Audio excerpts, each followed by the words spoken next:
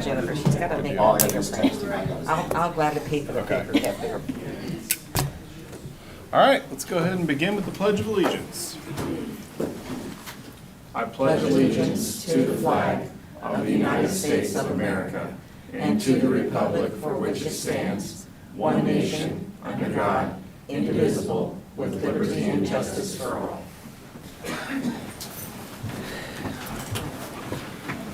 Good morning, everyone. Welcome to the July 18th meeting of the Shawnee County Board of County Commissioners. I'm Aaron Mays. I represent District 3. I'm currently serving as the chairman. On my left is Commissioner Bill Rippon, representing District 1, and on my right is Commissioner Kevin Cook, representing District 2. Good morning to both of you. Good morning. Madam Clerk, first item, please. First item, proclamations, presentations, a county fair invitation, a 4-H king and queen.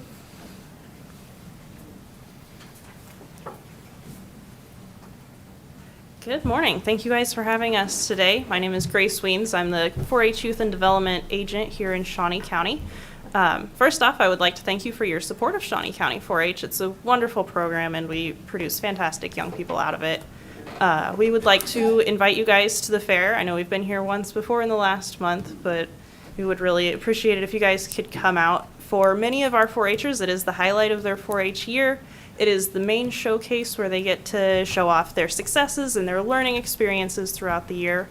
And I'm actually going to turn it over to our 2021 County Fair Queen, Anna McGill. She has some events at the fair that she'd like to tell you a little bit more about. Thank you. Hello all, my name is Anna McGill and I am this year's 4-H, or Shawnee County 4-H Queen.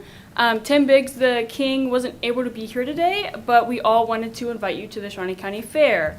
I know you've met with the Fair Board, however, I wanted to touch on the new activities going on this year. So on Thursday, July 21st, we have a ribbon cutting ceremony at 5:45 p.m. It's going to be in front of the Exposition Hall. That is where most of our activities are going to be going on this year. Then we have a food truck night starting at 5 o'clock that night. On Friday the 22nd, we have a Mad Science show from 9:30 to 11:30 a.m. and the trainer band playing from 8 to 11 that night. On Saturday, we are having a Touch the Truck event from 10 to 3 p.m. and on Sunday, we have a car show from 10 a.m. and to 3 p.m. But with these new activities, we still want to invite you to our annual events.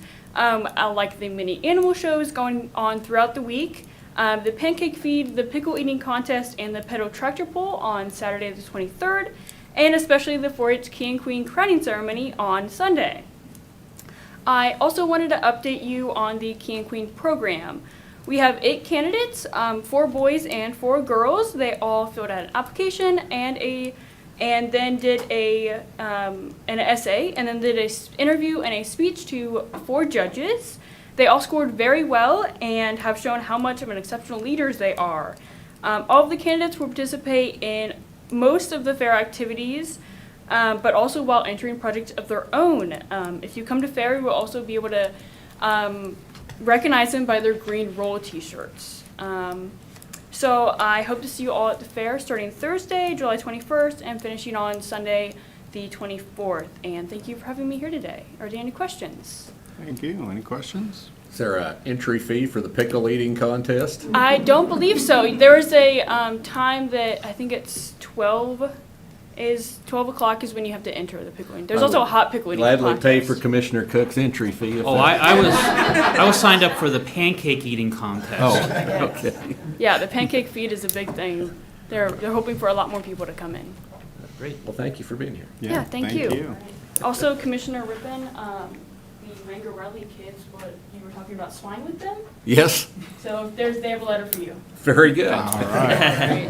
We're in the same club, so Yeah. the boys drop that by. Very good. Thank you. Dan, would you like to take a picture? Sure, let's do that.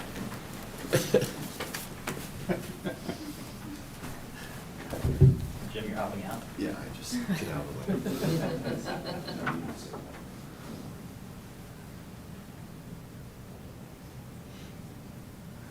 All right.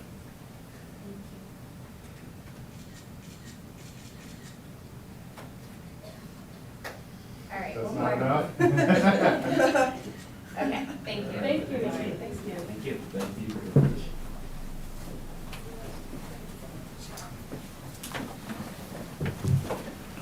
All right, always a good time at the Shawnee County Fair. All right, Madam Clerk, next item, please. Item 3, consent agenda. We have 6 items on the consent agenda. If there's no objections, I'll move for approval. Second. Motion's been made by Commissioner Mays, seconded by Commissioner Cook. Those in favor say aye. Opposed? Motion passes 3-0. Next item, please. Item 4, new business, A, County Clerk number 1, consider all voucher payments. Okay, vouchers. Under Building and Maintenance, Kent Fence Incorporated, $10,690 is for fence at Central Park Community Center. Under Bridge Project, Free State Electric Cooperative, Inc., $16,404.72 is for your utility relocation for the bridge replacement at Southwest 61st over 6 Mile Creek. Under Equipment Fund, Taylor Made Company, $14,630.50 is for safety surface at Austin Park. Under Public Works, Bettis Asphalt Construction, Inc., $266,399 is for pavement replacement, Southeast Croco Road to I-70 northbound lanes. Under Register of Deeds, Topcon Solution Stores, $18,016 is for survey equipment for Public Works. Under Solid Waste, Rarig Pacific Company totaling $43,682.40 is for refuge totes. Total vouchers as of July 15th, 2022, $2,086,196.39. There's no questions or comments. I'll move for approval of the vouchers. Second. Motion's been made by Commissioner Rippon, seconded by Commissioner Cook. Those in favor say aye. Opposed? Motion passes 3-0. Next item, please. Item A2, consider correction orders. I'll move for approval of the correction orders. Second. Motion's been made by Commissioner Mays, seconded by Commissioner Rippon. Those in favor say aye. Opposed? Motion passes 3-0. Next item, please. Item B, audit finance number 1, consider approval to issue a request for proposal for financial audit services for Shawnee County.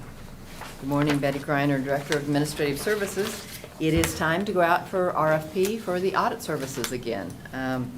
We believe that it's a good practice to go out every few years to bid this out. And the last few years, we have used RSM, and we have been very pleased with them. We feel like they have done a thorough job, but like I said, just believe it's a good practice to go out for RFP every so many years.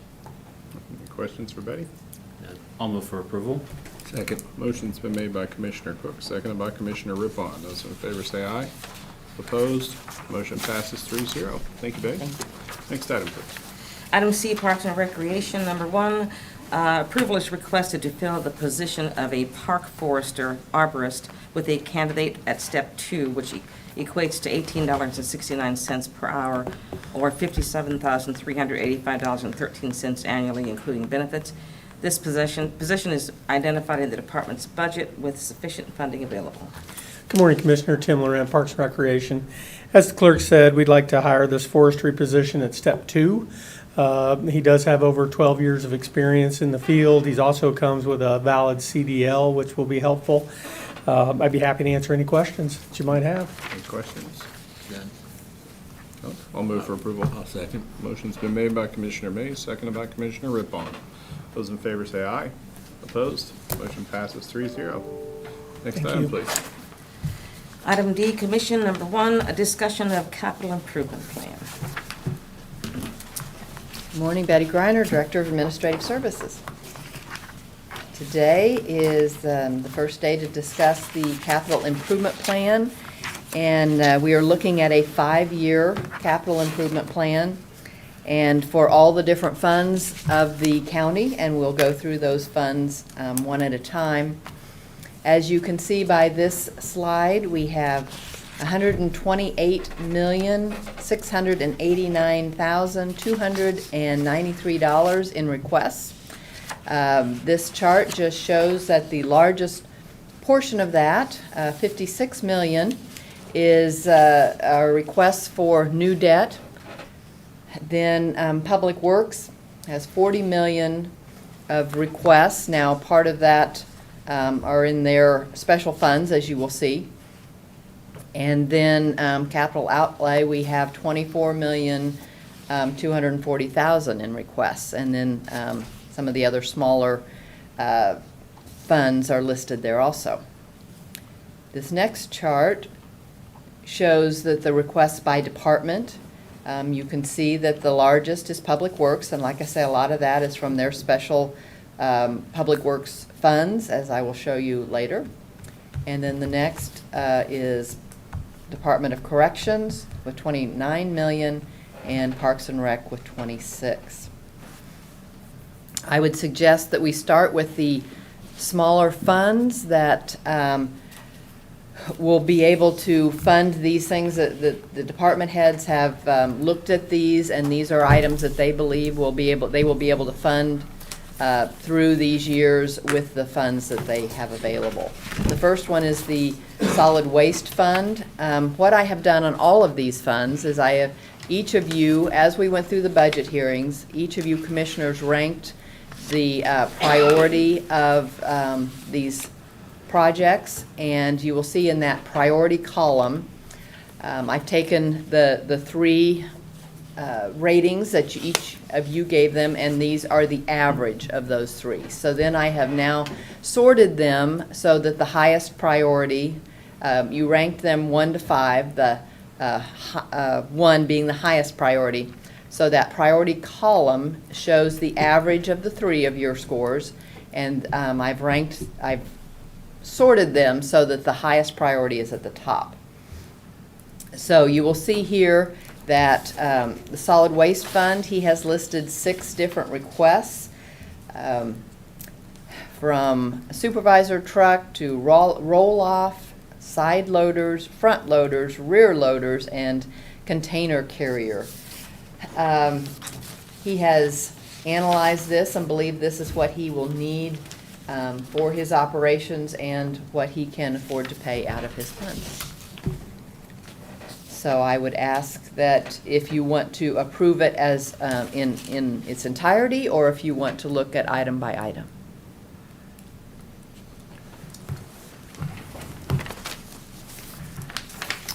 Betty, out of the solid waste fund, isn't this all User fee fund. User fee funded, yes. So really, it's just a question of, does he have it within his reserves to be able to do it or not? We're not Yes. talking about taking out, quite frankly, we could probably remove this from the, when we look at our bottom line of the 5,715,900 under capital outlay. Well, we are not even to that fund, Okay, those funds right, yet. Right, okay. You know, I really believe as a county, we need to go through each fund individually, so that we have a roadmap, so to speak, for the next 5 years in these different funds. But really the ones where the hard decisions will come will be the capital outlay and the new debt. And that was why I was asking if you want to just, you know, approve these in their entirety for this fund, or if you want to take it item by item. They all look legitimate, they all look necessary to the operations of solid waste.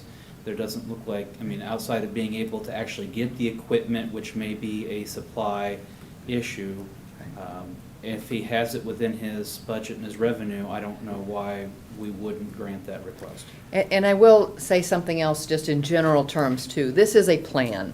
Now, we know that the 2023 will probably be pretty much what we follow, but the out years, as you know, things change and things happen.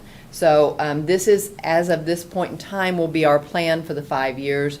Then each year we will have to look at those and tweak it if necessary. I'd just move for approval of this. Yep, approval of the solid waste fund, I'll second that. So we have a motion by Commissioner Rippon, seconded by Commissioner Mays. Those in favor say aye. Aye. Aye. Opposed? Motion passes 3-0. Okay. And I I'm just going to Solid mark waste this is approved. in green as approved. Okay, the next one is much longer. It is public, these are the Public Works funds, the Special Highway Bridge and Machinery Funds, and then the county sales tax. The ones that are highlighted in yellow are the ones that are split funding. Part of it are from these funds, and part of it are requests for capital outlay. Again, these are road projects.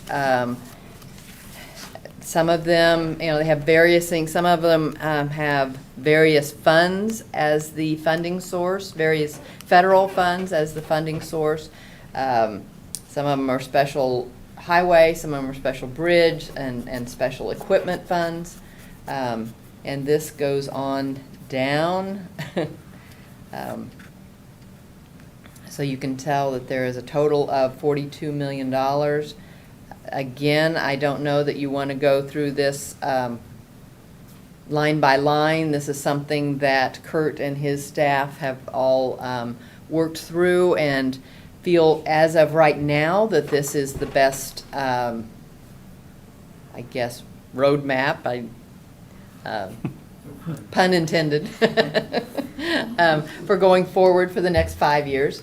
But I'm sure he can answer any questions that you might have on any of these projects. Questions? I have a question for Kurt.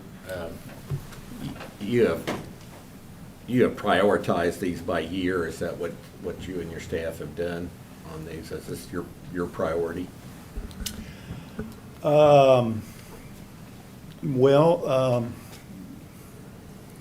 Not really. I mean, we anticipate having the funds to do all of these projects within that budget year. We have not put anything in the 5-year plan that we do not think we can afford at this point in time. Okay. Does that? Yeah. I just didn't know if any of them, if we had to slice anything out, what your priorities would be. Well, as Betty said, this is a plan. Yeah. And so I'm hopeful, as time goes on, that Public Works will be able, if funds become short, Public Works will be able to prioritize those projects. That's what I need to hear. Yeah. Okay. Mr. Chairman, Yeah. Kurt, last week in the National Association of County Commissioners, or NACO, newsletter, there was an article about the U.S. Department of Transportation opening up grants for bridges and federal money that would be available for large bridge and small bridge, including culverts. Is this something that your department, I brought it to the Audit Finance Department's attention, but I don't know if you've looked into it or aware of it. Just last week, I went to a 2-day meeting in Wichita that covered those very topics. I will tell you that this grant money has a lot of strings attached to it. They're not fully funded. These grants don't fully fund projects. There's a local match generally. When I say there's a lot of strings attached to it, they want to know things about the population, how its projects will be affected. They want to know if you're in a disadvantaged area. So I will tell you that I can apply for all the grant money in the world, but I don't know at this point in time how successful we'll be. There will be a tremendous amount of competition. Quite frankly, some of these grants will require a third party to assist the county in completing the applications. At this point in time, I think the safe thing to do is to assume we'll receive no grant money, fill out the grant applications, and hope for the best. If we do receive any of the grant money, can we exchange it as much as we do our federal tax, our highway dollars? It's my understanding that some of the grant funds can be exchanged on a 90-10 basis, or 90% basis. Yes. Well, And go ahead. I was just going to say, we've done that in the past to comply with state regulations as opposed to federal regulations. Yeah, good question. And it was brought up last week. Unfortunately, I don't believe it's universal. But some of these grants will permit us to work with the state to exchange 90 federal dollars, or 100 federal dollars for 90 state dollars. Do most of these grants, we have to participate like a certain percentage? Yeah, usually 80-20. 80/20. Yeah. So that's an example of if I apply for grant money on additional projects that I think have a better chance of getting grant money, I have to figure out some way to come up with a 20% match. Kurt, I don't see the Auburn Road project on there. Am I missing it, or? The intersection project at 29th and 29th. Auburn Road should be included in that list. Then maybe it just needs to scroll down to it or something. There it is, the very last Yeah. one, okay. And that's just based on your rankings.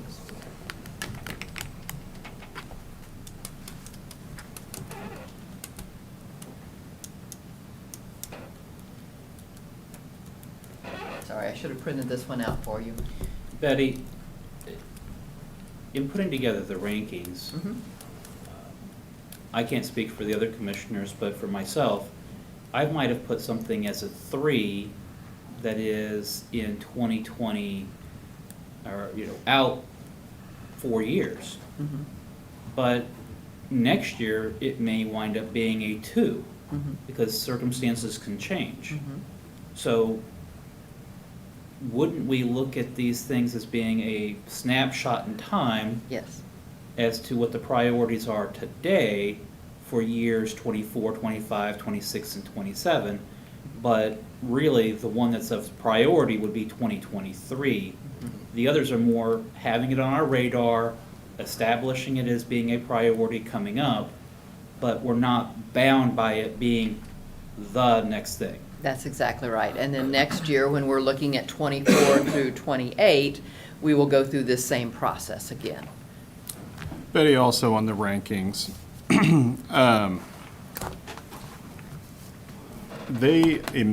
on here, the sheets that we filled out, it says commissioner score 1 through 5. I filled mine out as if 5 was the highest priority. Because it said score, not priority. I think I did too. And so, in my mind, right now, 29th and Auburn is a higher priority, a much higher. And so, That's backwards. It was, 1 was the highest priority. One was the 5 highest priority, and 5's you the did lowest. it the I think- backwards? perhaps I did, I but think I did too. maybe we need to go back and Well, then we may have rescore to these. regroup when we get to the capital outlay. That's In easy, most of these but- other funds, it really is not, should not matter, because I believe that, the requests, they feel they have all of the funds they need for those requests. It's really not gonna be it's really not gonna matter until we get to the capital outlay and the COP. Okay, Yeah, no, 1's the highest, 5 was the lowest. okay. I was beginning to wonder myself on some of these, considering I'm sure I did. I have my numbers here in front of me. You did it as 5 was the highest? Mhm. Yes. Okay. So, we can go back and fix that. Yeah. That's not a problem. But we're still gonna have a conversation. Yes, right. Okay. That doesn't change anything for me, so. Okay, so, same situation as with the solid waste fund. Do you want to approve this in its entirety?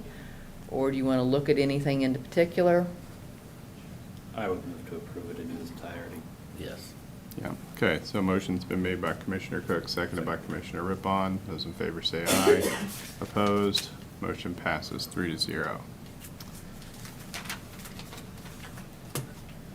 Okay, next fund is the Sherwood Fund, and there is nothing, no requests from that one, since we're in the middle of that big project. The next one is the Noxious Weeds Equipment Fund. The only request that he has for this fund is the weed department building expansion, and he has that slated in 2027 for $400,000. Mr. Chairman. And this is the fund that, by statute, if he has anything left in his budget at the end of the year, that amount is transferred into this equipment fund. Commissioner Cook?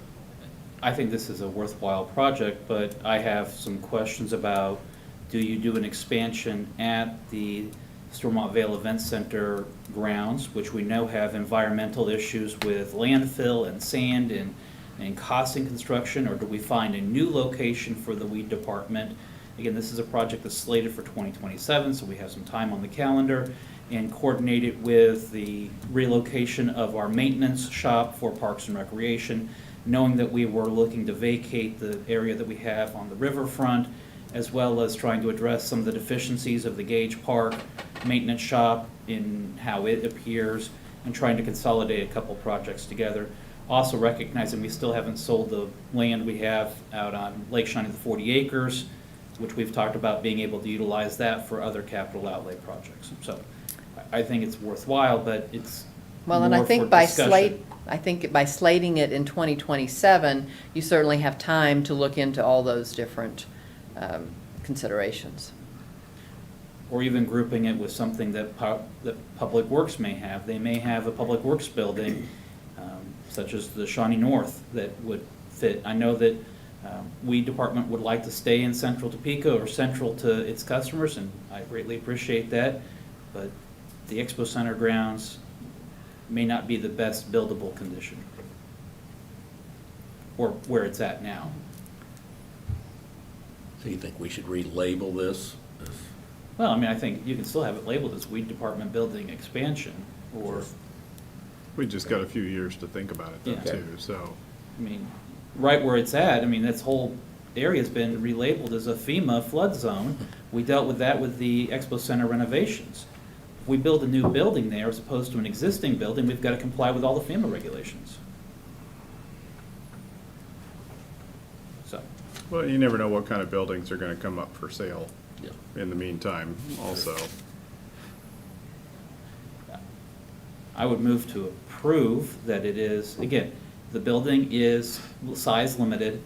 It limits the ability for the weed department to do their job. I don't think that it's an unnecessary or frivolous expenditure, so I'd move to approve it. But just looking at it's 4 years out. I would second that. Okay, motion's been made by Commissioner Cook, seconded by Commissioner Rippon. Those in favor say aye. Opposed, motion passes 3-0. Next fund is the Land Records Fund, and the only item on this one that meets the criteria as a capital item would be the vehicle replacement program. Those are the leased vehicles that the appraiser's office has, and it is $24,000 for the first 3 years and then $30,000 estimated for the last 2 years. And this is something that I know the 23 amount has been approved by the Land Records Fund, and then they will look at this each year and make their approval, or their recommendation, I should say. I don't see any issues there. I would move for approval. I'll second. Motion's been made by Commissioner Rippon, seconded by Commissioner Mays. Those in favor say aye. Opposed, motion passes 3-0. Next one is the general fund budget.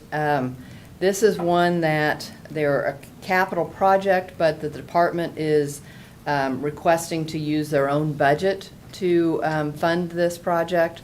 This is the elections management system software. They have had slated at $105,750 in 2023. I would just remind you that if this is approved as a capital fund budget item, then they would be paying this out of their 2023 budget. Mr. Chairman. Yeah. So that means that we would be committing to an increase of their budget of $105,750. I mean, you can't cut their budget and tell them that they spend it out of our budget. Well, that's why I was bringing this to your attention. So it is a commitment to increase their budget by the one, or making sure that they have sufficient resources within their budget to pay that.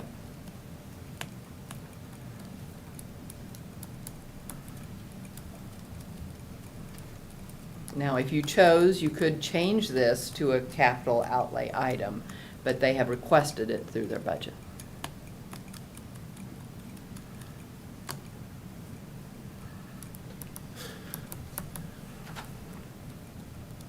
Is this replacing a system that they currently have?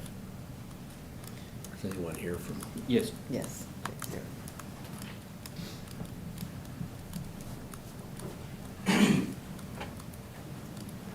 Good morning, Commissioners. Jake Fisher, Shawnee County Elections. Yes, this would be replacing a program that is currently administered by IT. As I had stated in our budget presentation, pardon me, our budget presentation last week, that the needs of the election office have evolved since the Awesome E program was put into place many years ago. And this program will be able to meet the needs of the elections office and free up IT from having to continually trying to maintain and grow this program right now. At this point, in my discussions with IT, to try to continue with the other program would probably necessitate the need of having a full-time person in IT solely dedicated to the elections office. And so with this program, this is the cost for the first year. After that, the cost in years 2 and 3 drops to just under $49,000. So this is essentially the first year to get the program up and running, and then after that, the cost does decrease dramatically. It decreases to 50,000, isn't that right? It's just under 49,000. And we've gotten that commitment from the vendor on that of what the cost would be in years 2 and 3. How long is this software good for? I mean, you're talking a couple, 3 years out, but then. Well, after that, obviously, the cost could adjust, but this would be the first year to get us in, and then after that, it would be a reduced cost moving forward. And so with that, I mean, obviously, there's going to be continued updates and things like that, but it's like many other programs. You know, you have the initial hit, so to speak, to get involved in it, and then after that, the maintenance fee and to continue using the program is significantly less. So, yeah. We talked about replacing the Awesome E election software that we are currently using. What exactly does this election management system software do for us that the county can't do? Where do we find, why would we jump from one to the other? What's our deficiency that we're running into? This program has 7 different modules with it. For example, one of them is just tracking and working with and notifying and communicating with all of our election workers, which is obviously a big thing. Right now, the Awesome E program is just not working well enough to be able to do that. And so right now, we've got people at the elections office who are literally having to do everything by hand. It's costing a significant amount of time and work hours that if we had this program would really streamline the project and be that just in that one module out of the 7 as an example. And so right now, the Awesome E program, because of changes that have taken place, it's just not able to do it. So due to the change in federal legislation, the change in state legislation, your office has more responsibilities and more electronic needs than they've had in the past? That's correct. And like I said, you know, as we're all aware, in the last few years, elections has been a hot topic issue for legislative changes, both at the state and federal level.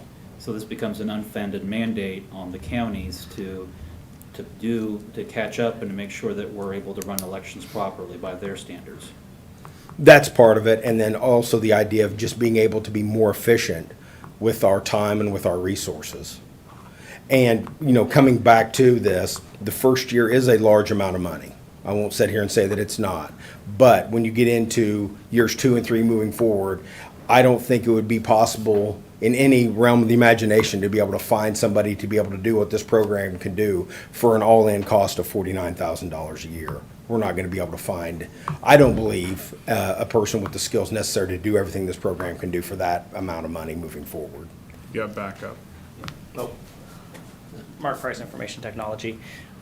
The struggle we're having in IT is we'll get the rulings, we'll get the changes we need to make to the software, and because of our current workload and other projects we're working on for the county, we're having to pull staffing off of those projects, which delays other projects we have that they have their deadlines, and we've, I think, worked together pretty well this year and gotten by, but we're finding where we are running into, to give the true dedication they need for addressing all the changes, we would have to have that full dedicated person. So when they get a ruling and need to make a change to the reporting or what information we're collecting, we've got to rewrite the program.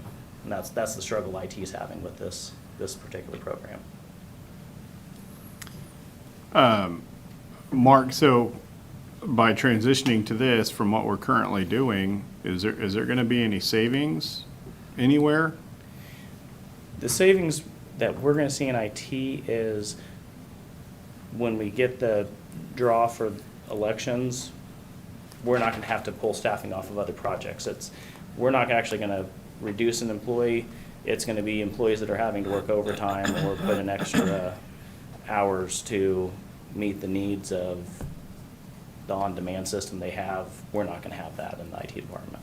So it might reduce your overtime budget? Overtime budget, what my non-overtime employees are working, yes. But the awesome program that we're using now, we're not going to have any savings by not using that? No. Okay. What it will have is other departments, like we're working on a project for Parks and Rec. That one won't get derailed or slightly delayed because we're changing processes. We've got some other departments that have needs that we're not able to get to. It would help streamline those and get some needs throughout the county addressed quicker, I believe, than we've been able to do in the past. Jake, I don't see the $49,000 on there moving forward. At this point, I had not included that, Commissioner, and that was my fault there. Okay. But we do have assurances, and we have had that discussion with the vendor, that the cost would be, like I said, it's just slightly under $49,000 in years 2 and 3. And as Mr. Price said, we have been in communication with IT about this. They've had a member of their staff on many of the Zoom meetings and conference calls that we've had with the vendors that we've been working with on this to try to see if we can find a solution that will help our office and then also free up Mr. Price and his staff for other projects. I think we discussed it during the budget hearing, 49,000 into that. Okay.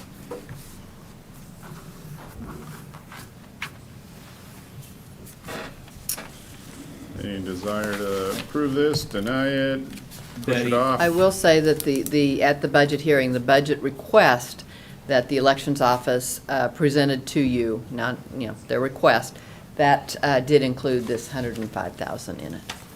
Betty, having this as part of their budget as opposed to any capital outlay, is there? I don't know that it really makes that much difference one way or another. It will affect the budget that you approve. But the $49,000 or whatever, the maintenance in the future, that is something that would be operational. It will be an annual expense, and that is something that by approving the funding for this, you will have to fund that in their budget in future years. Wouldn't it probably not fall under capital outlay since it is a program that's going to be constantly outdated? And we look at our capital outlays as being things that are longer term. Well, the software itself, it could be a capital item. It will have to be capitalized as an asset. So it does qualify for a capital asset. It could be either way. The $49,000 each year is something that would not be normally considered a capital item. That would be an operational maintenance type item. I'm not sure if we discussed this previously, but when the county switched from having its accounting software that was maintained by IT go to the program that we all use now, which is a vendor-supplied and updated annually program, how did the county do that? Did we have that as a general fund? Since it affects the clerk's office, the treasurer's office. Well, but that affects, and I'm sorry, it was before Yeah, I it was before came myself as here. well. Ms. Beck might know. We originally went to them in 2008, and it would have been a large purchase that would have been capitalized at the time. Software is a capital item that is capitalized. When we, but, so that's why this initial purchase would be a capital item of purchasing access, I guess you would say, to the program. I don't know if it's in the cloud or if it's, on a server, but the initial purchase would be a capital item, but then going forward, it would be considered just annual maintenance. So I kind of look at it being the same. I mean, we're moving to a spot where it's beyond, it ties up what our resources can handle to go to a vendor-supplied But software. I would say I would prefer it, whether it's a capital item or whether it's out of their budget, I would prefer for the ongoing maintenance to stay with the elections department. I think each department is in a better, just in a better situation or a better position to evaluate what they need each year. And I think the more we can keep that in each department, it requires them to evaluate that when they're looking at their budget. If we just pay it out of general expenses, then there's really no one that has a vested interest in evaluating that each year. So that would be the same as cartograph that's used by Public Works and by Solid Waste and by Yes. the weed department, where they're all contributing to that expense. Yes, but they're also, it's coming out of their budget, so they're evaluating how much they need it. Okay. So, I think that's good reasoning, and so. Jake, while you're standing, the last couple of years, it seems like we spent quite a bit on some new items to try and save some money. I think we did like an envelope stuffing and folding machine, a signature matching technology software or something that we had approved. And those were intended, I believe, to save some money in the long run. Have we seen any savings from those, or are we using them? In my time, nearly a year with the office, I can tell you that equipment has been used, is currently being used. Since I was not a part of the preparations of any other budgets, except for the one for next year, I can't tell you exactly what any savings would be, but on your second part of the question is the equipment being used? Yes, in fact, it is being used. Okay. Any additional questions, comments? I think I wish the legislature, if they want to change the rules, they would allocate the funds to be able to comply with that. I think that sometimes the legislature wants to make a whole set of new rules, and then they don't really think about who has to fund it. And then when they look at the county's budgets, they want to know why counties' budgets go increase, and they want to criticize the counties for funding what they don't fund. So. But it is a necessary expenditure for the elections in order for them to comply with the rules set forth by the state. So I would move to approve. I would echo those sentiments and second it. So we have a motion by Commissioner Cook, seconded by Commissioner Rippon. Those in favor say aye. Opposed, motion passes 3-0. and our next fund is the Parks and Recreation Fund. This encompasses both the 3R fund and then they have some in the revolving fund also. There are just two items. One of them has a split funding. The first one is the Gage Park Playground renovation. Then the second one is the recreation building at Lake Shawnee, I'm sorry. And that they are splitting the funding between the 3R fund and the revolving fund in 2026.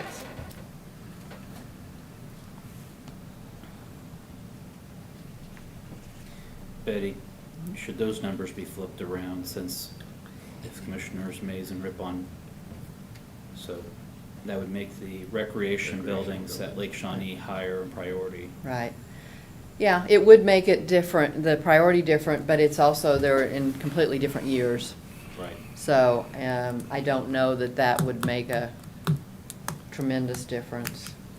So, we have also on the table the possibility of that Gage Park Improvement District, which makes me hesitant to commit 2023 funds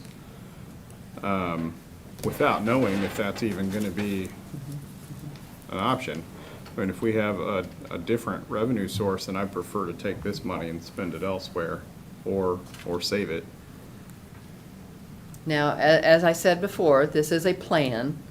That doesn't mean that even if something is approved or not approved, you could not, you would still have the option as the commission to approve something different in the future.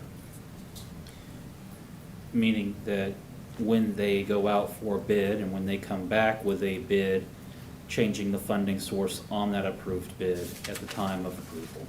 Yes, or the other way around. If you don't approve it, and then the other does not come to pass, then they could come back and say, we do feel like we have the funds in this fund, the amount of money in this fund, and we would like to, they could ask you again.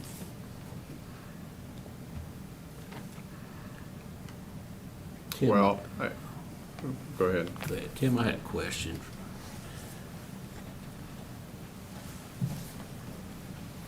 This Gage Park playground renovation, is there some ongoing Yeah, work there now? absolutely. We're working with Playground Rep right now to do some work at Playland, specifically replacing outdated playground equipment and surfacing. Surfacing would actually be a big part of it as well. And this is that same location? If this, I think, would be a second phase of that, where we'd address seating and shade structures and possibly more surfacing on Animal Land.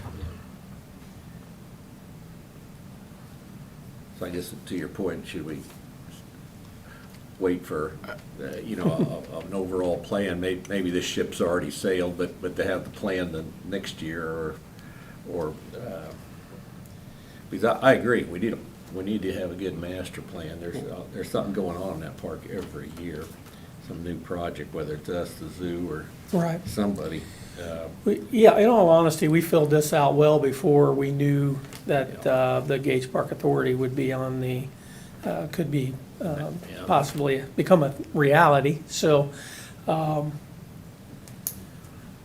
I kind of like what Commissioner Cook said, or I believe, or maybe it was Betty, that we could change funding sources later if the project is approved. But I do think, obviously, I put it on here because I think Gage Park is so important, and that playground has been, I don't want to say it's been neglected, because there's been plenty of improvements over the years, but it gets used so heavily that I feel like we need to do a better job staying on top of it. This does show a commitment by the county to replace that equipment regardless of the funding source. So you're committing to the equipment more than you're committing to the source. And again, it's part of the 3R fund as opposed to a capital outlay or new debt fund. Correct. And even if the Gage Park Improvement Authority is approved by the voters, even if the county submits it to the voters and the voters then approve it, it still is going to take a year for that sales tax to be brought in to be able to pay out. It's not that we're going to have on January 1 revenue coming in from any sales tax revenue. It will take time to accumulate. Yes, I believe that's true.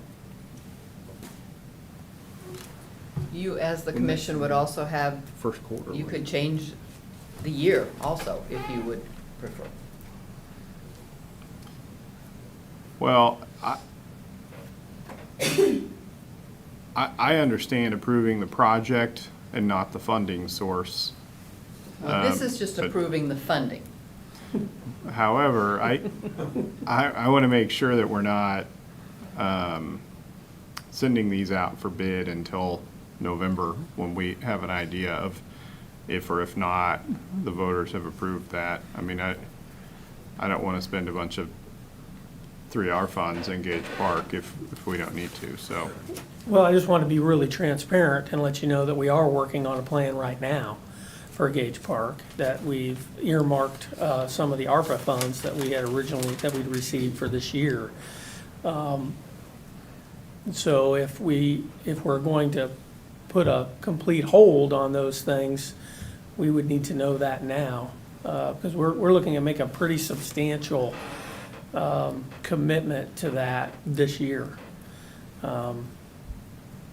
Upwards of $400,000, so.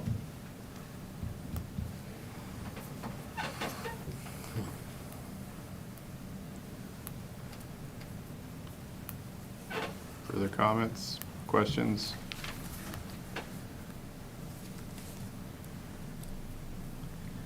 Is there a motion? I've moved to approve.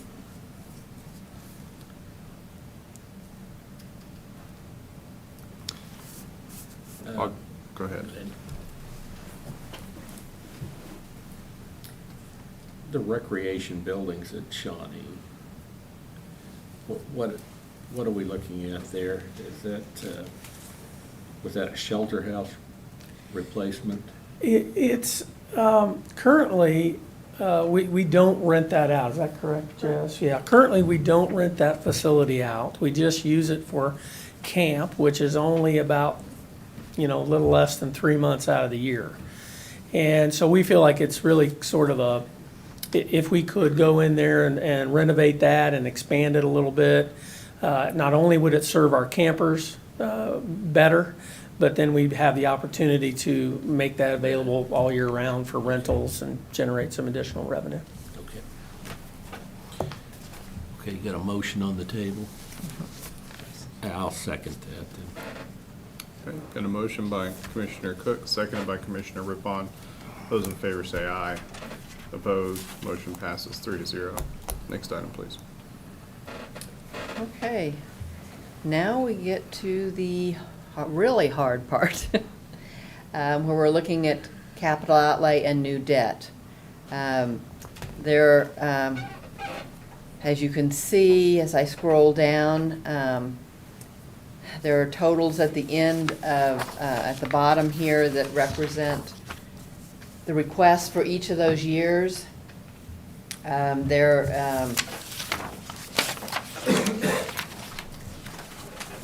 One of the things, and while you're looking at this, and part of this is the new debt, and what is listed here is just how the departments have requested it, whether they've requested it from capital outlay or whether they've requested it from new debt. You can see that the large items are listed as new debt. And while we're looking at this, let me take you over to this chart. We talked about this in the budget hearing, but this is how much debt will be coming off each year, just as debt is paid off. So you can see about $1 million for 23, $1.5 million in 24, and then not too much until 27 when it's another $1 million. This is just how much the difference is from the prior year that would not affect, really would not affect your, how much expense you have for debt service. Right now, the estimate is about $900,000 in debt service for $10 million of debt. Now, of course, we don't have a crystal ball to know what that would be in the future, but as you're looking at these items, I think it's helpful to know that does not mean you're limited by the amount of debt that, the difference, the amount of the debt that's decreasing. You're not limited in that, but you need to keep in mind that, any increase in the debt will increase the budget. Mr. Chair. Yeah. Betty, during our budget discussion, we talked about that with the debt service where we're at today, with the current interest rates where they're at, and anticipating interest rates will be going up with the economy or the economic conditions, our discussion was that if the county was to take out $20 million of new debt, we would still be beyond or below the 10% threshold of the overall budget as it relates to debt service. Yes, it would be. Even taking out $30 million of new debt, we would be at the 10% threshold for debt service. You could, yes, you could do that. But $30 million of new debt would be, $30 million would be $2.7 million in debt service. whereas $20 million of new debt would still, we would be able to financially manage that. Mr. Chairman, given that we had previously authorized but not committed $10 million in new debt for Parks and Recreation, and looking at Family Park and whether or not it stays as Family Park, but it was generally for Parks and Recreation, and we have the ability to modify that with our bond counsel, and having discussed that with bond counsel, we have the ability to modify that debt authorization. This is Jim Kraus, Shawnee County Councilor. I'm going to defer to bond counsel on that because I've personally heard mixed signals on exactly what that authorization allows or not. So I'm going to let bond counsel give you the recommendation on what you can spend that money on. And that can, as I understand it, we can always not act on that resolution and pass a new resolution. If it was significant, if it was a significant change, that resolution just gave the authority to move forward on that if you should choose. That has not been issued, you have not voted to issue anything. So you always could, have a new resolution for a different amount or for different uses. That would be, completely separate, and you could, I guess, rescind the old resolution. But there again, I agree with Jim. We need to, anything like that would need to be, bond counsel would need to be consulted. Mr. Chairman, I, from my budgetary perspective, I would like to see the county commit to $10 million of new debt going towards Parks and Recreation, to be determined. And then $10 million to go to the Department of Corrections for some deferred maintenance projects and improvement projects we have there, to be determined. The Department of Corrections has a $17.5 million item on new debt, and this won't cover $17.5 million, but having spoken with the director, I think there's some options and some opportunities that we have potentially coming up, which it may be able to accomplish what he's looking at without taking out that additional $7.5 million in new debt. So I would like for us to look at $20 million of new debt, going 10 to Parks and Recreation and 10 to Department of Corrections. Is that 2023? For 2023. Again, trying to take advantage of the interest rates before they creep up.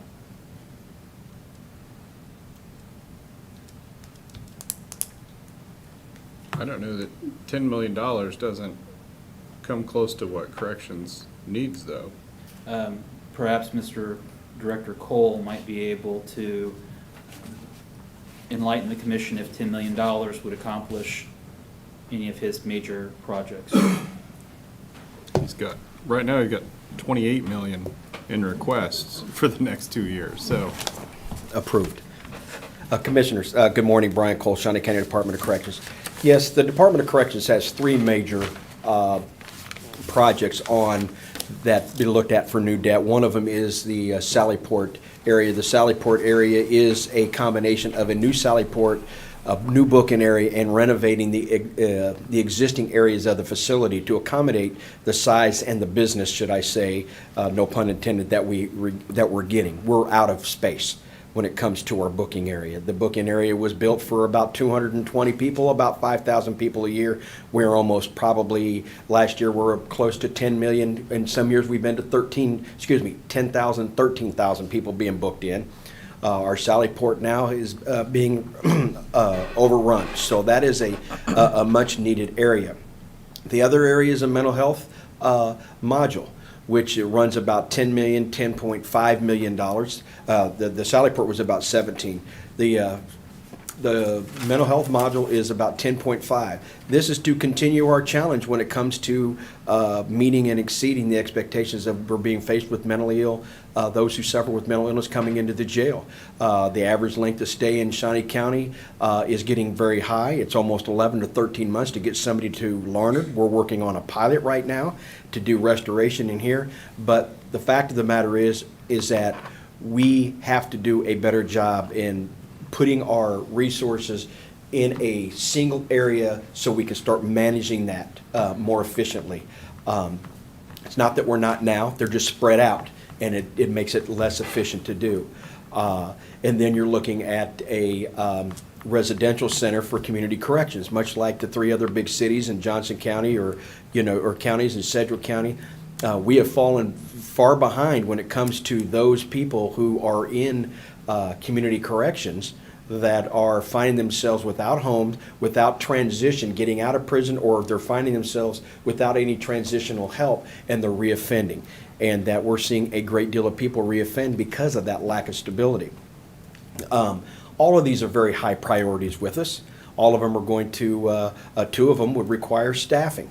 I think Commissioner Cook did mention a very good, I did talk to him, and I did talk to Jim Crowell just a little bit, that we have some opportunities coming up here shortly, and I want to wait till after the next agenda to be able to go into anything more specific, but we're trying to look at if there's other ways to find adequate funding, maybe for the mental health module, that can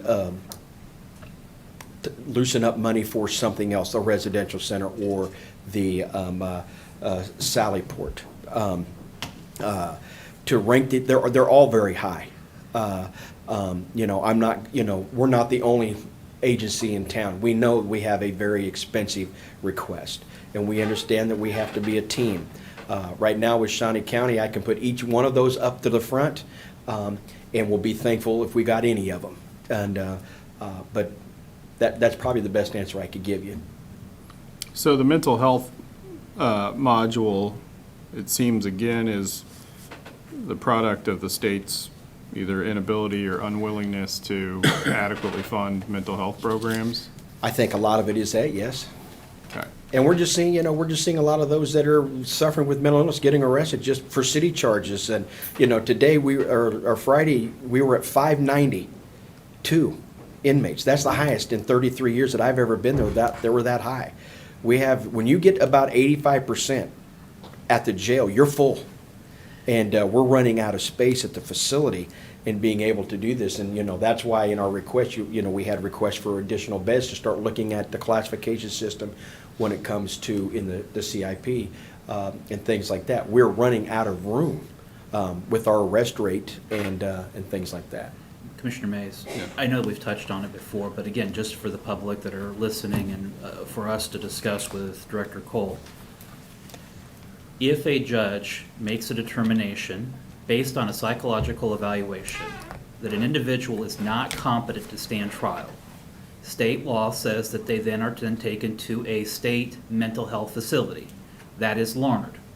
At that facility, they receive treatment until it's determined that they are either A, unable to stand trial due to mental illness, or B, they are competent to be returned to their home county to stand trial.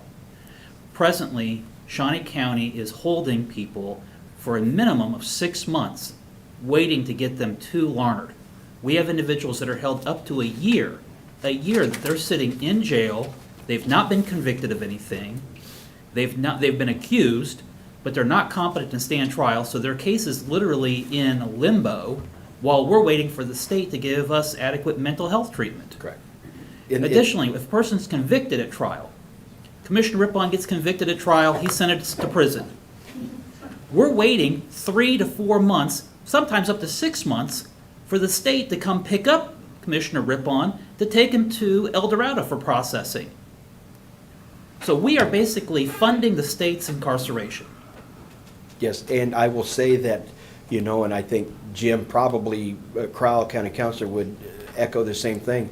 These are your highest risk inmates when it comes to death, mental health, co-occurring disabilities, and things like that. Sometimes they refuse to eat and drink. They become then a medical challenge for us. And because you get into the right to refuse treatment, medications and stuff like this. And this is probably a weekly, if not a monthly discussion I have with Jim regarding, and the district attorney, about high-risk inmates that we have. I mean, that's the reality that we have in our jail.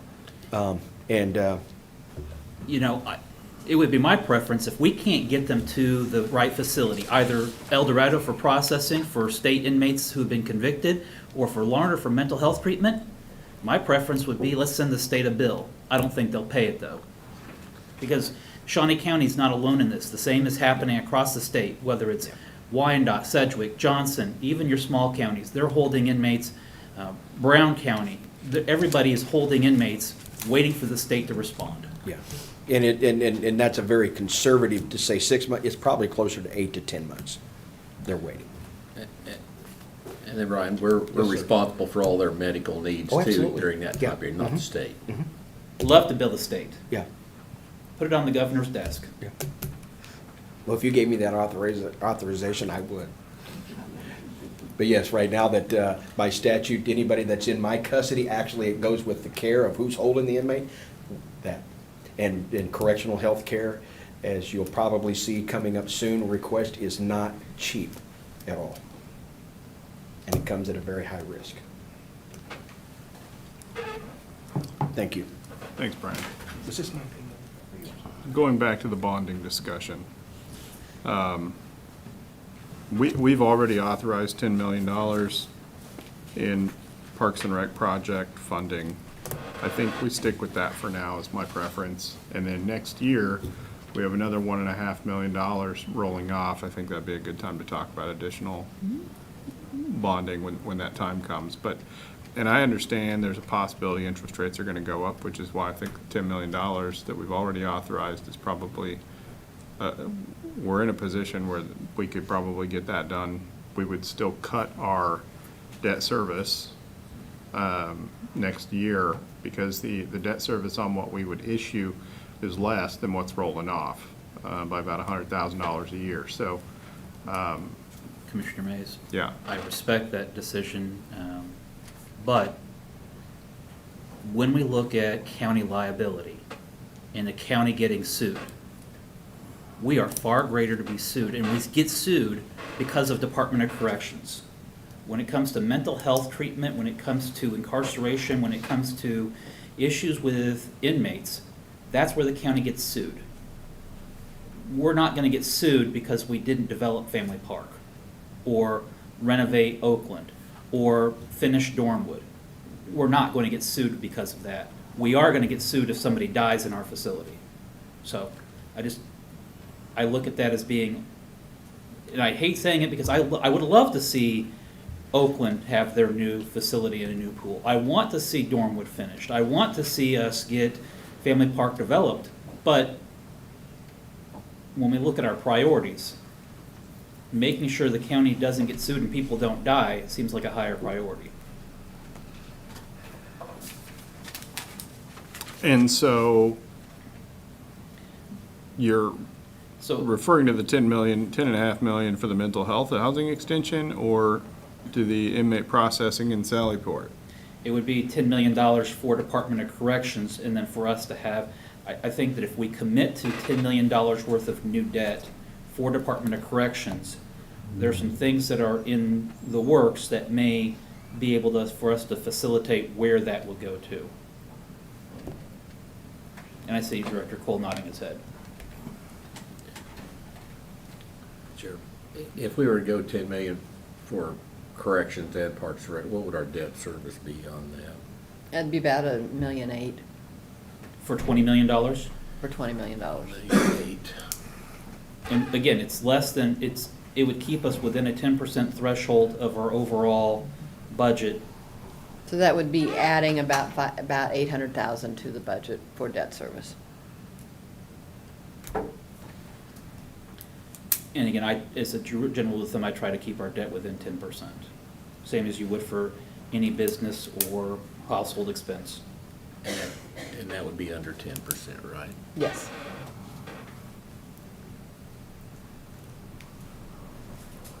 Yes, our budget is about $120 20 million, so 10% would be 12 million.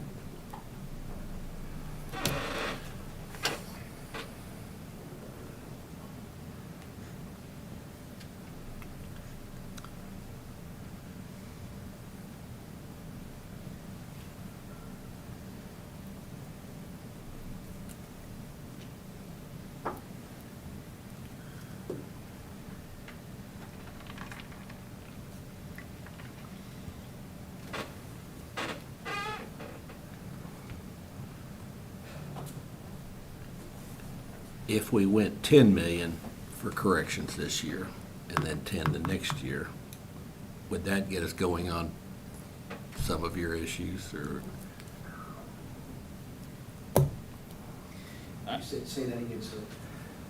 Say we just went 10 million for corrections. This year? Yes, For 23. 23.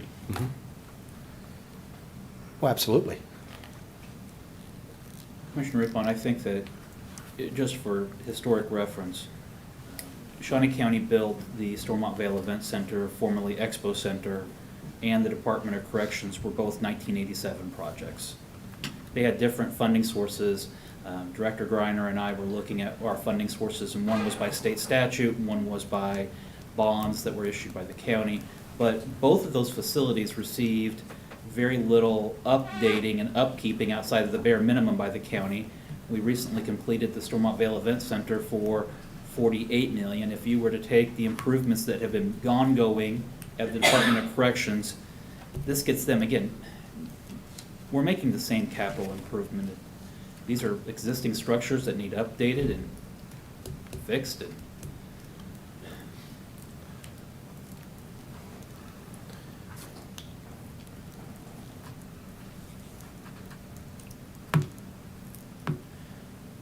You don't, yeah, I realize we need a lot of improvements, and they're the same age, basically. But it's just how much and how much do we pour in and when? by committing to it now, we're not actually, Betty, we're not actually taking out the debt No. now. No. We're just putting it on our budget as a budgeted expense. Yes. This is part of our plan, but there, again, plans can change, plans can be tweaked or completely redone.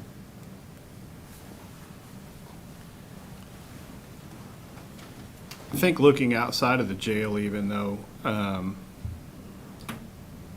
think we also have to consider the fact that the law enforcement center is also, was that built in the 50s, I believe, if I'm not mistaken. I mean, it's old, it needs to probably get replaced at the same time too. I mean, I would guess that's gonna be tens of millions of dollars as well.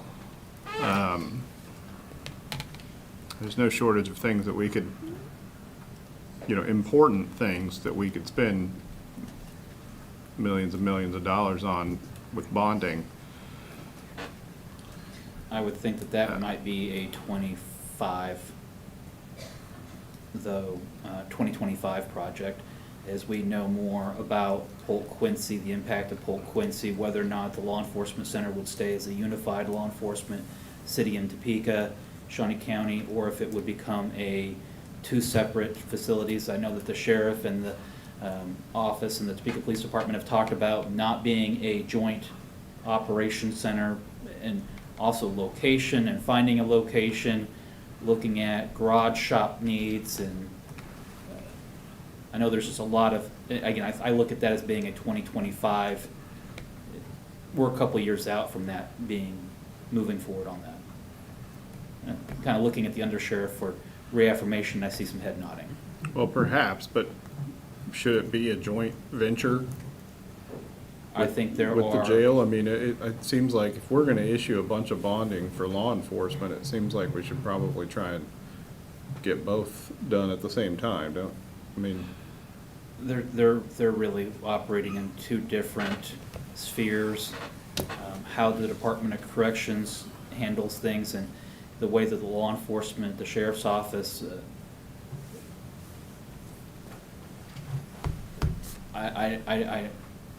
I would have to rely on the undersheriff as to whether or not they're really one in the same operation, or could be one in the same operation, or if they're really more two distinct spheres. I don't think that I'm not proposing that they're part of the same operation, but I'm saying it's part of the same funding request. If we're gonna issue bonds, to do it all at the same time is what I'm referring to.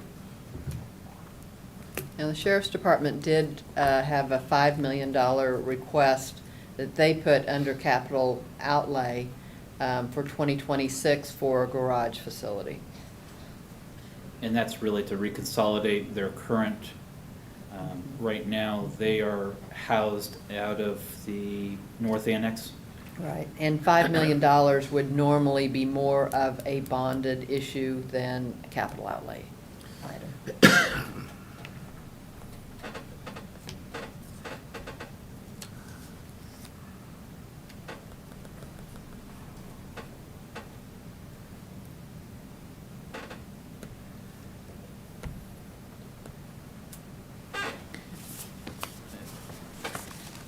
So, as this, it seems like this conversation is going, it might be helpful for you to determine in the 5 years what amount of debt you'd like to issue in each of the next 5 years.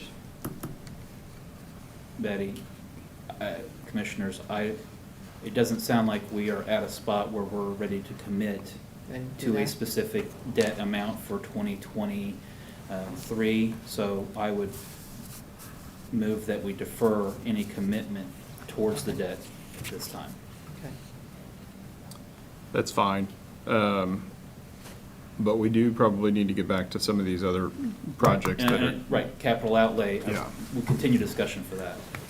And then the question comes up with capital outlay, if the rankings were not as you wished for them to be, do you want to, how do you want to proceed? Do you want me to just wait, come back with new ratings? I don't think that's necessary. I mean, I think we all have a sense of where we feel, what we feel about these different items, and so I Okay. think we could probably just go through and Okay. maybe prioritize. I mean, do we want to vote on each particular item, That or? was my question. I I think- think he kind of had, did you have a motion, Commissioner Cook? Did you My make that? motion to defer Deferred? action on the new bond debt, or new debt, New debt. and so if we could finish that. Let's take that. Do we need to do a motion on that, or, I mean, can't we just say we're deferring action and then? Well, he has a motion Oh, out He has a there. motion out there. Oh, I okay. think, so. If it's not necessary, I'll withdraw my motion, just procedurally from our parliamentarian. I don't believe it's necessary. I'll withdraw my motion. Don't act. All right. Okay. And Mr. Okay. Chairman, on the Yes. capital outlay, typically, we would set a amount. In the past, it's been $2 million. And so I think that it would be perhaps easier for the commission, rather than going through line by line and item by item, if we set an amount of the capital outlay, and then we can go back and fill in the I amount think- committed. Okay. I agree. I think if you set an amount for each year, and of course, this is not in stone, it could be changed too. And then I would just suggest that those items that each of you feel like are the most important to you, you could bring those up as a motion or something. Okay, well, And so I think we should probably just have 2 million as a starting point and just see what that gets us, and then if we need to adjust that, we can do that I was later gonna on. say 2.5, but I can live with 2 for right now. For each year? No, yeah, sure. Commissioner Mays, you meant for each year? Yes. So, let's just jump right into a few items here. So, We have $60,000 for restroom partitions that facilities maintenance brought us for this year. I'd like a little bit of clarification on that. My understanding was that was for the one restroom that was particularly bad. Is that, That, I don't think There was- Nelda, oh, yes, she is here. isn't there like a women's restroom on the second floor or something that you said was particularly falling apart? Nelda Henning, Director of Facilities Management. Yes, the women's restroom on second floor is, gets a lot of activity throughout the day, and it's probably our heaviest used outside of the family restroom on first floor. Both of those restrooms are in really bad need of repair and maintenance at this point. So you had also requested $75,000 a year for restroom renovations. Can we just do the $75,000 and start with that one restroom? We could do that, yes. And then that would take care of that $60,000? And Well, the toilet partitions are in all of the restrooms, not just the one. The one on second floor is being held together with screws right now, but the rest of them are about in that same shape. But, I mean, at some point, we'll get to those, but Yes. are they serviceable for another year or two? Yes. Okay. So, I mean, that would be my preference, I So think, is then remove the 60,000 from capital outlay? remove the 60,000 and just approve the 75,000 for the courtroom restroom renovations and just start with that one. Okay, I just wanted to clarify, the 60,000 would be partitions for all of the restrooms. Correct. The 75,000 is just to renovate the One restroom. Right. Okay, I just wanted to make sure we were all clear.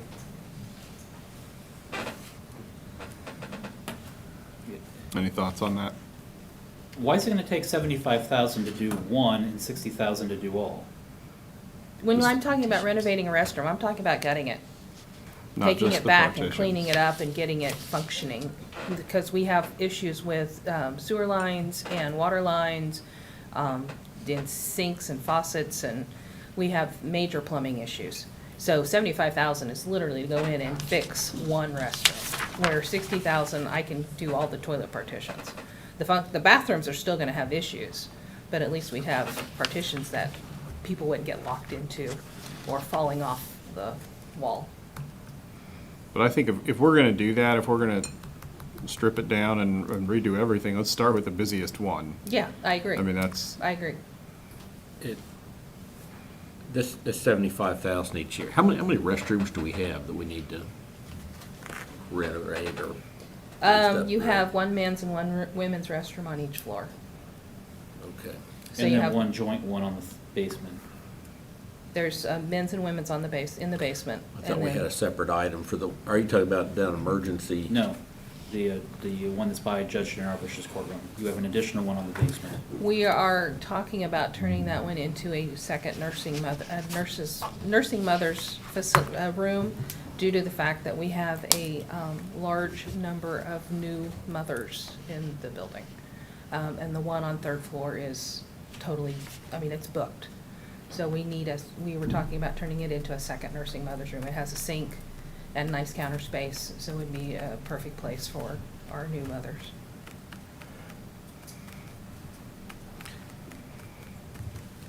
So the one in emergency management, They have a project currently they're working on to What I renovate the thought. ones in the EOC in the sub-basement. And that is funded through the ARPA money. okay. I was thinking we had something there. The two bathrooms that are in the most desperate dire need right now is the women's on second floor and the family restroom on first floor.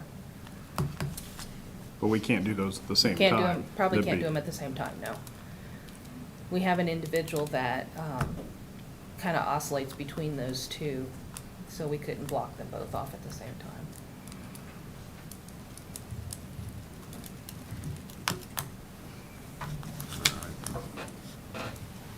And the 75,000, that's just the women's, or is that gonna be both the men's and women's on second floor? It's gonna be just one restroom, but the plumbing, because we're gonna be back into the chase, we can probably get a lot of the plumbing issues resolved for the men's too. Okay, that's good. Yes.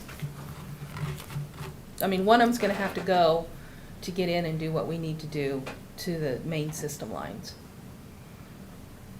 Okay.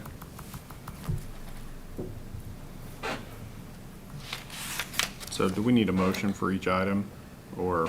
Yes. Okay, I'll move that we approve the $75,000 for the restroom renovation. Second. Motion's been made by Commissioner Mays, seconded by Commissioner Rippon. Those in favor say aye.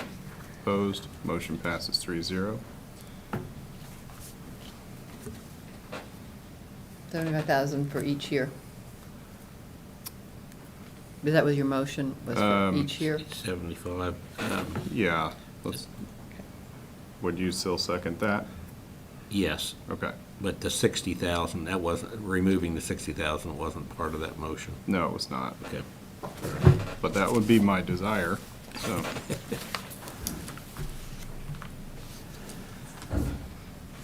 Well, that was not a motion, though.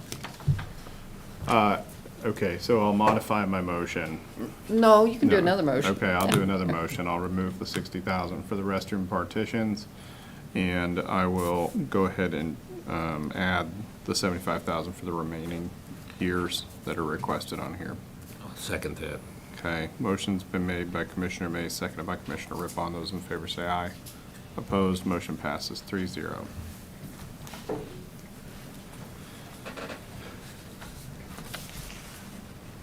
Any other items we want to talk about today?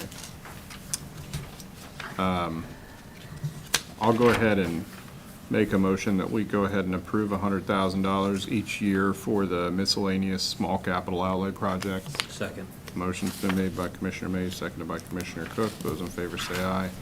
Opposed, motion passes 3-0.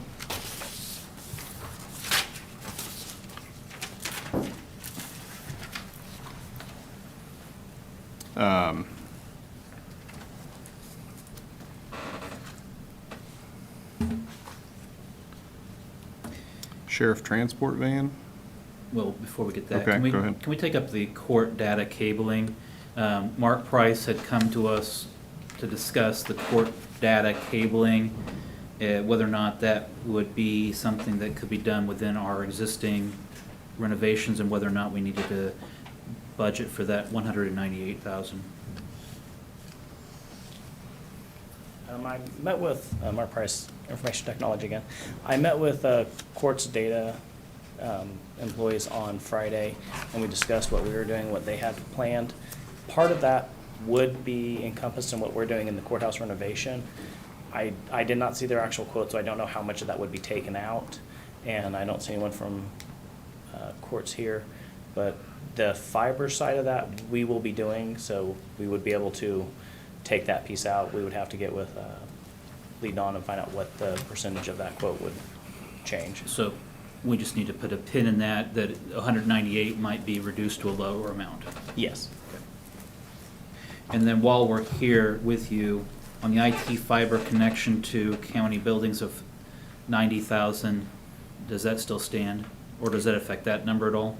No, that would be a complete different project. This is to, that 90,000 is to connect to the JP Lewis building. Currently, we run through a mashup of City of Topeka, USD 501. We do not have complete dark fiber. This would give us complete dark fiber. It would have a small savings on what we're paying for a public Wi-Fi at that location, and then would expand what we could actually do at that building with their data services. Okay. I would move for the approval of the 90,000.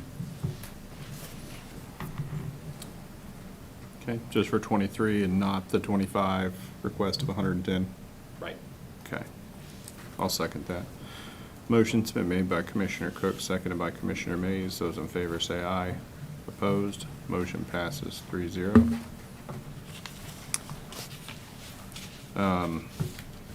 I'll make a motion that we approve the forklift replacement for the weed department. Second. Motion's been made by Commissioner Mays, seconded by Commissioner Cook. I'm sorry, what was that, the forklift? Forklift for the weed The department. 50,000? Yeah, Okay. that one they've got, looks pretty sad, actually, but, so, motion by Mays, seconded by Cook. Those in favor say aye. Opposed? Motion passes 3-0. What page was that on? That was on the third page, the final page, the totals at the bottom. Towards the top. Okay. I would move for the extension office roof replacement of the $88,600. Trying to find it. Number 218. Number 2 item on a page. 218.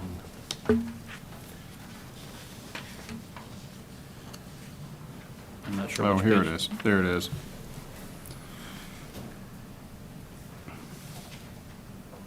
No. Any discussion on that? I'll second it. Motion's been made by Commissioner Cook, seconded by Commissioner Mays. Those in favor say aye. Opposed? Motion passes 3-0. I would like to, Let me just make a comment, since this was on a roof replacement. One of the things we have talked about, just within my office and with some others, is looking at setting aside so much each year for parking lot improvements and roof improvements. We have so many buildings and so many parking lots in the county as a whole. That is something we have discussed. There was not a request on here for that, but because it kind of came up after these requests were in, but is something that we have discussed that I will just kind of throw out there for you.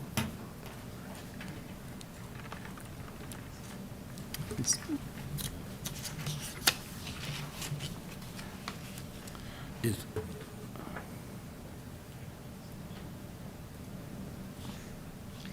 Betty, is it then your suggestion that we would just set aside $500,000 for roofs and parking? I think- 200,000? I don't really know an amount. 300,000? I mean, I would say anywhere from 250 to 500,000. I don't know. It Kurt, just. do you have, We're still in the process. Kurt Niehaus, Director of Public Works. We're still in the process of gathering data for all the parking lots in the county. Obviously, Parks and Rec has probably 96% of them. But personally, I think looking at what I know, what the Corrections Department has, I think short-term, we ought to budget $500,000. just for roofs and parking? Yes. So then, would we then remove the 88.6 that we've already committed for the, Well, that depends on if you want to be specific or not. This amount, how I envision it is we would set aside so much each year, and then someone like Kurt's department or someone that has knowledge of this that would go around the county, and then they would evaluate and rank the need for the parking lots, and then they would come with a recommendation of what needed to be addressed first. I know that Kurt has said that it would look at the condition of it and also the use of it.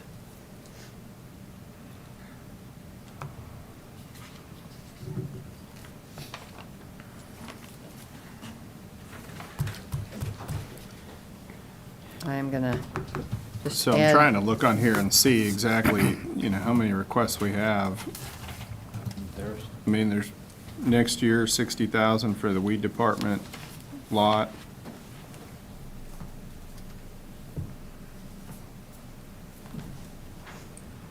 I know the jail has a lot of parking lot problems going on. 225 this year, 375 next year. Just to give you some perspective, we've just let the 2 south lots at the Corrections Department, and that came out to approximately $70,000. So from an HMA asphalt standpoint, I think we can go a long way with the money. But the problem with the Corrections Department, they got a tremendous amount of concrete pavement they need to replace, and that's going to be much more expensive. So I don't think we necessarily need to budget 500,000 every year going out, but in order to address, I think, short-term, the corrections department's concrete issues, that would be appropriate. Is this, are we talking about pure replacement, or is this replacement and maybe crack sealing too out of this fund? I mean, I would think any type of repair and replacement. Yes, all of the above. Yeah. okay, all right. I would move then for 500,000 for parking lot roof repair replacement. For each year or Yeah, just 1 this year. year? Sure, for each year, but specifically for 2023.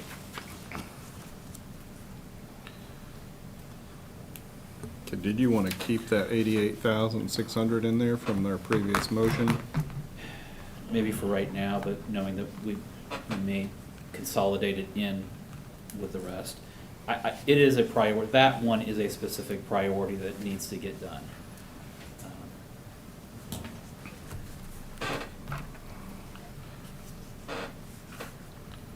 So this is roofing and parking lots. That's what I would suggest, yes. Your motion is just for the 1 year or for all years? For all years. Okay. Roofing.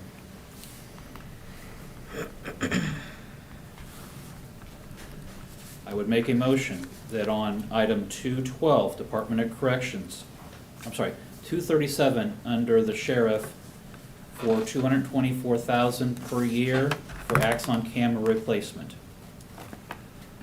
Two.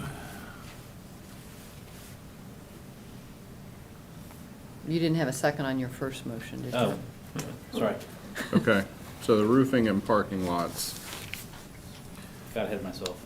Motion's been made by Commissioner Cook, I'll second. Okay. Motion's seconded by Commissioner Mays. Those in favor say aye. Opposed, motion passes 3-0 on the roofing and parking lots. Now on to the next item here. Motion for 224 per year for the sheriff for Axon camera replacement.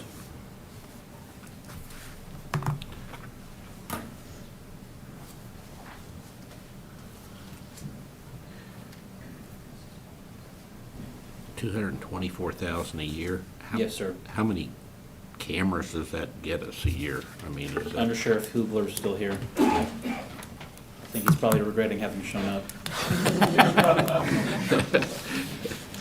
I mean, Shane Hoover, it's going Shawnee out County there for Sheriff's like Office. 5 years, so I was just wondering, how long does it take? That would be cameras for each individual officer, and we're hovering right around 116. And then every one of our vehicles has 2 cameras, both a forward-facing and a rear-facing, for the prisoner transport area. And you're talking about 120 vehicles approximately. In today's law enforcement, the Axon cameras are really being relied upon by both law enforcement, by the criminal justice system, and by the public.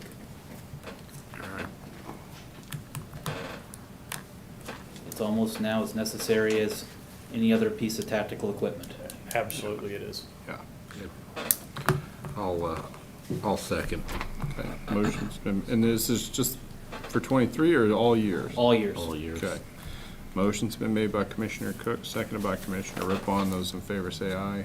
Opposed? Motion passes 3-0. If you'd like to give me a few minutes to catch up with you, I can tell you what your totals are. Yeah, please.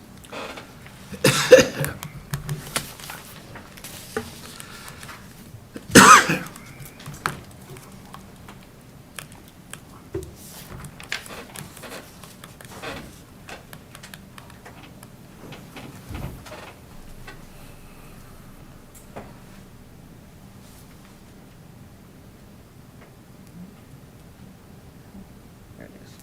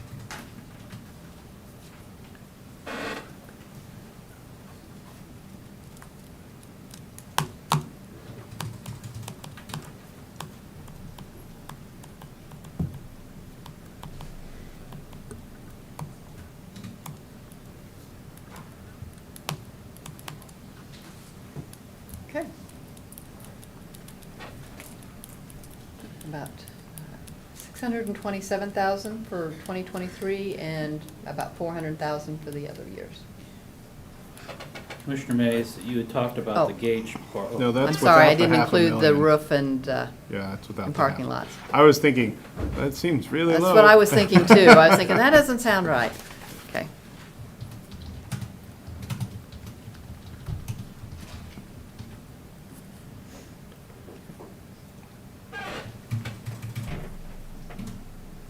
Yeah, that looks more like it. Go ahead. You were saying that the Gage Park master plan is going to be significant for the continuation of Gage Park, but I think that we need to look at our overall Parks and Recreation master plan. It is now more than a decade old, and it needs updating as well for the priority of the department and projects and direction for Parks and Recreation. And if they had requested 150,000 for it. And so I would move for approval of the 150,000 for the master plan for Parks and Recreation. I don't know that I'm ready to do that just yet.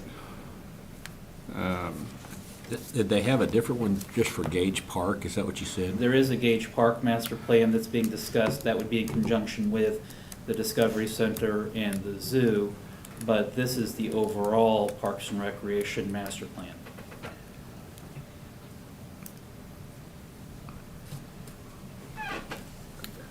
I would tend to think the one for Gage Park is probably more critical. I think there's just so much going on there. It's something that focused more on Gage. And that's one that if the voters decide to approve the That's true. authority, that I would want to see that coming out of that. Since we would have an independent funding source for that area of land. Okay.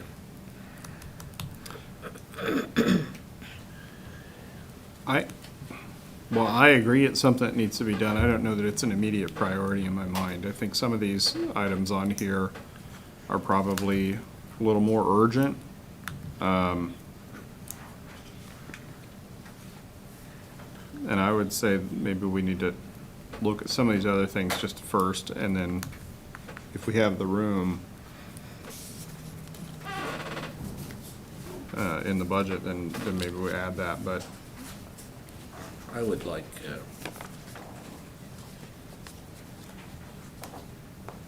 to add the Grange Hall, Old Prairie Town.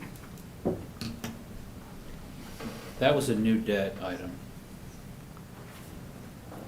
Right. and that was part of our tabled and deferred discussion.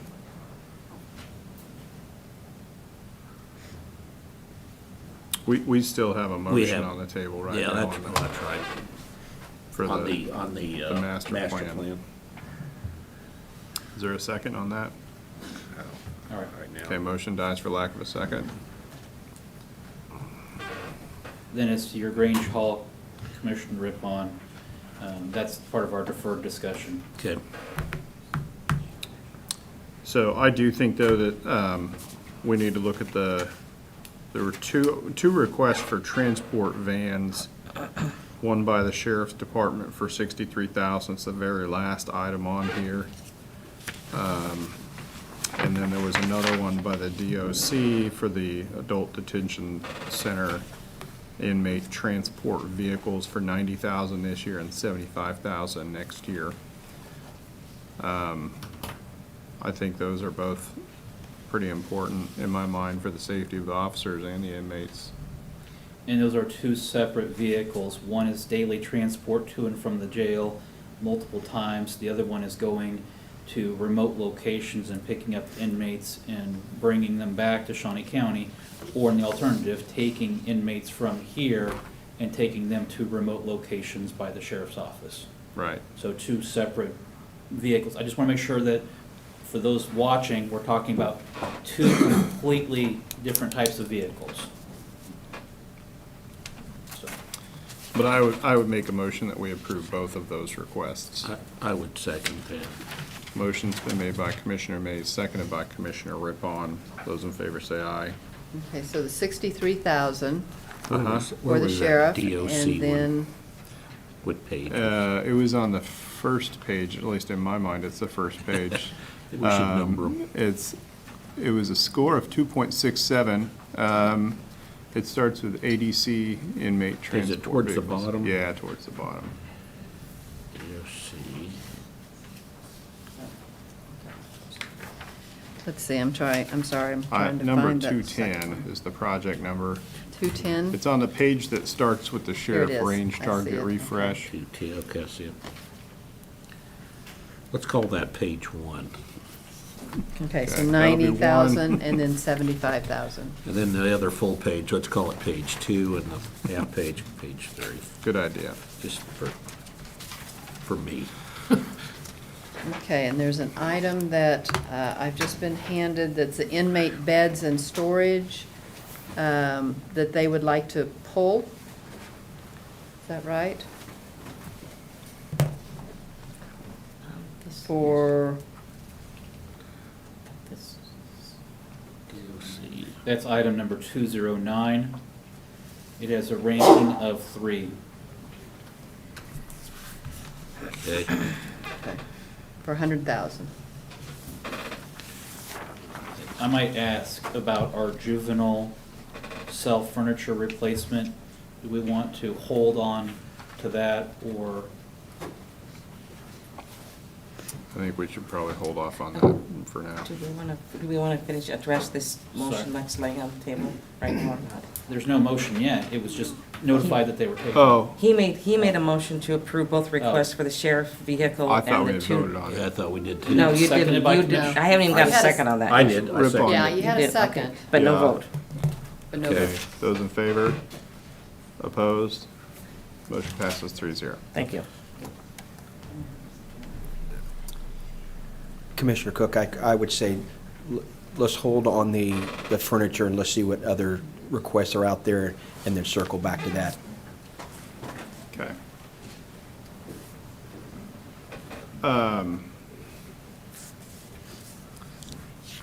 There was a request from the Stormont Vale Event Center for $75,000 for the radio and tower upgrade. If I'm not mistaken, that is an income generating item as well. So there could be some return on investment with that. Is it? That's not part of the leased tower. Oh, it's not? Okay, I thought that was part of that. I don't believe so, no. Okay. You mean the one that they have the third party coming in? Yeah, no, that's Yeah. not part of the leased Oh, tower. okay. Okay.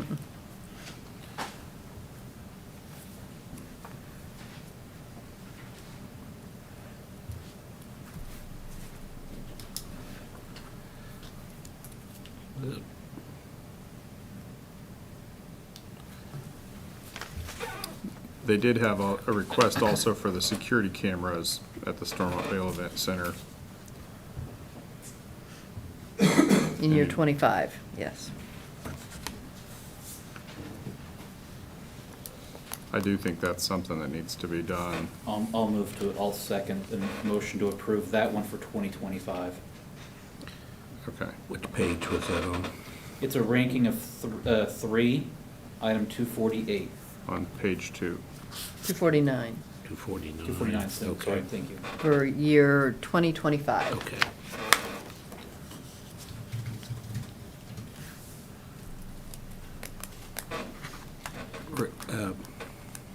I'll second that.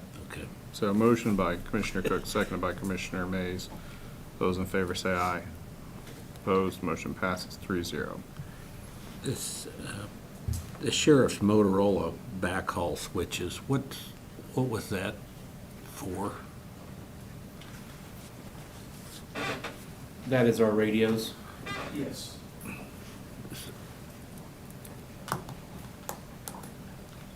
Is this replacing the current switches? Is that what this is, or? I believe so. I can't speak at length about the radio system. I apologize. But I could sure make sure somebody's here next time. It's updating and replacing Yes, it is equipment to that's going out of update our stock. radio system and get everything current, where it needs to be with technology and the aging system that we do have.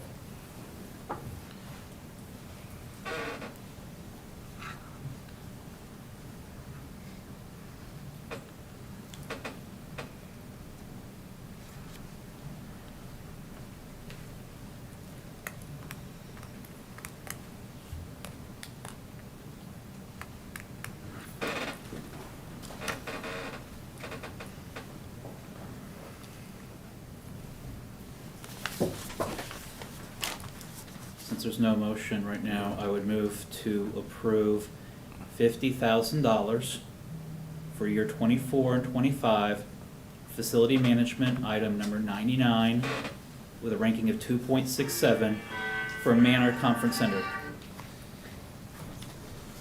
I would second that.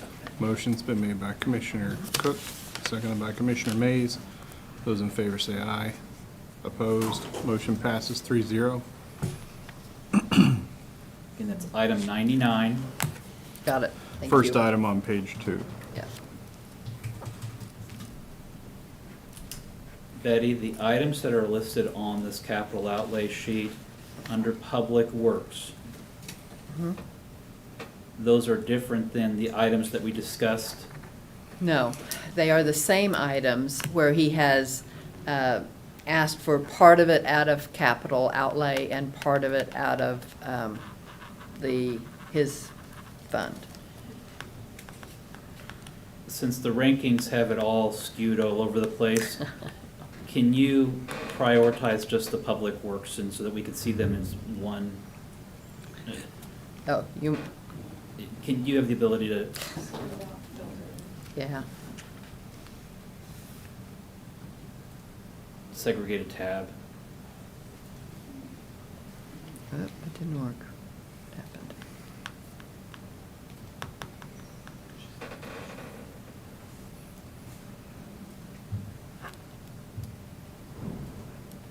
Yep. It didn't filter. Small capital outlay projects. I don't want to get all the way through this and not allocated the Public Works vehicles. There we go. That time, did it that time. While we're talking about vehicles, we also need to address the emergency management's down one vehicle right now. Kurt with a shovel might slow down some of our roads.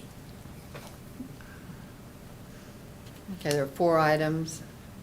A dump truck refresh, mower tractor, articulated wheeled loader refresh, and backhoe refresh.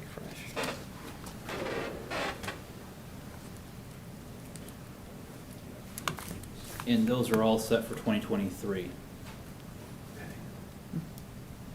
Oh. The dump truck is Oh, 150. here, I'm sorry, I did it on the. Mower on the tractor's wrong- 150. I did it on the wrong worksheet. This Dump one. truck, mower.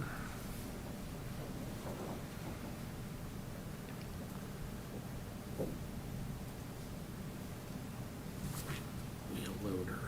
The articulated There we wheeled go. loader isn't till 26, and the backhoe is 25. Here you go, I have it there now. But the dump trucks every year. And the mowers. And on the dump truck, that's 150 a year, and then he is showing 20-some thousand most years. And I hate to do this to you, Betty, but how much money have we left out of the 2 million? For 20, well, can you see those? Let me make Barely. these numbers bigger for you. Looks like 700,000 from where I'm sitting. There you go. Yeah. And these we didn't have any, hadn't decided on those.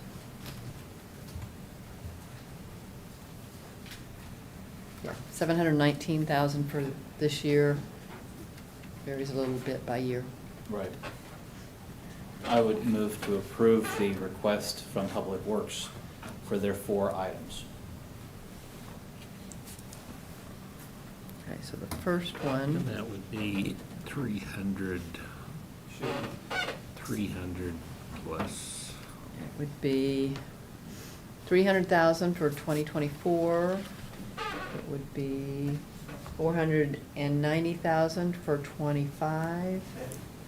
300. That's total. I don't, for capital, I was only requesting 300,000 every year. So you had 150 plus the The rest mowers, the would come out of 150 is our special 300. Machinery fund.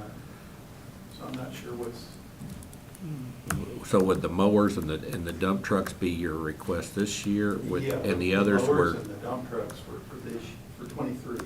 and then the articulating loader, whatever For it was that part of it? 200, let's see, for the mower tractor, Articulated wheel loader. Oh, that was out at 26, 27. That's correct, Bill. Yeah, and the backhoe was 25. Backhoe was 25. So I think we gotta, And the, I would move that we mower get- tractors were for 23 and 24, so there should be, as far as I could tell, only 300,000 each year. I would move that we approve those. mower tractor. Well, we already have a motion by Commissioner Cook. Oh, I'm Second? sorry. Do you Didn't want a know what- second? What was it again? To approve the 4 requested items. Yes. That I would didn't simplify specify it. the amounts. I figure I'd let Kurt and Betty figure that out. Well, let's see, I'm showing 2 years or more than 300,000. And Okay, we'll get that figured out. So, well, let's just say we're gonna approve Dr. 300,000 per year. Yeah, I'm Is just that, saying. 300,000 per year. are you guys okay with that? I'm okay with that. Okay, so motion's been made by Commissioner Cook, Is that, seconded by Commissioner Rippon. Okay. Those in favor say aye. Opposed? Motion passes 3-0. And just to clarify, that's for 300,000 per year. okay. Okay, I'm just gonna put it on here as one total, and then we'll figure out, yeah. Okay.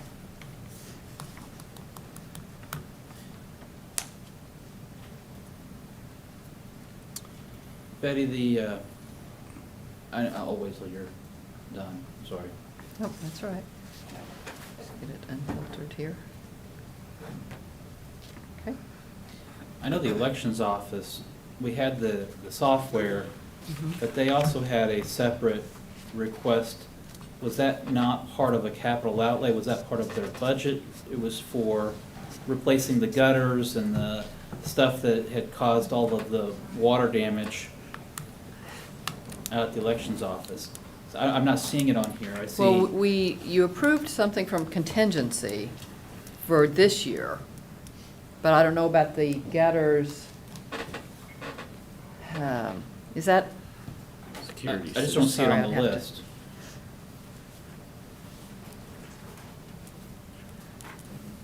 was that a The capital? only thing that's here is office technology replacement number 214. Was it,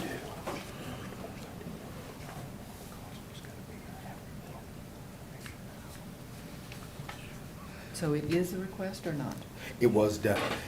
Was it under 50,000? At that point, I believe I just had to put a general number in there, 50 to 100,000, because at that point, we did not know if it was the gutter, we did not know if it was the roof, and when these were due on June the 1st. I am not seeing it on here. I can, if it was under 50,000, we would not have put it on here because it wouldn't have met the criteria, but, It was included in 23, but because at that point, with the deadline looming for when these were due, I included it in there because we didn't know necessarily what the, Okay. at that time, we didn't know exactly what the cause was of the water issue that we had. I'm not finding it on here at all, so I guess we'll have to add it. Do I we? just didn't, I knew that it had been discussed as part of the budget hearing. But I don't, I guess I thought that was something would have to be done in '22, Yes, it would be. so we can't use '23 money for Right. something that has to be done in Okay. '22. I just want to make sure we don't have a repeat of the the water leak issue that we had before. Okay. Okay. Yeah. So I think they were also looking at taking out some trees that were contributing to the gutters. Yeah, getting I clogged. think, I know we had talked about contingency money in '22, because I don't know that you're gonna be able to wait till '23, that's until you fix that. Is that correct or not? That is correct. So we can't designate '23 money for something that's gonna have to be paid in '22.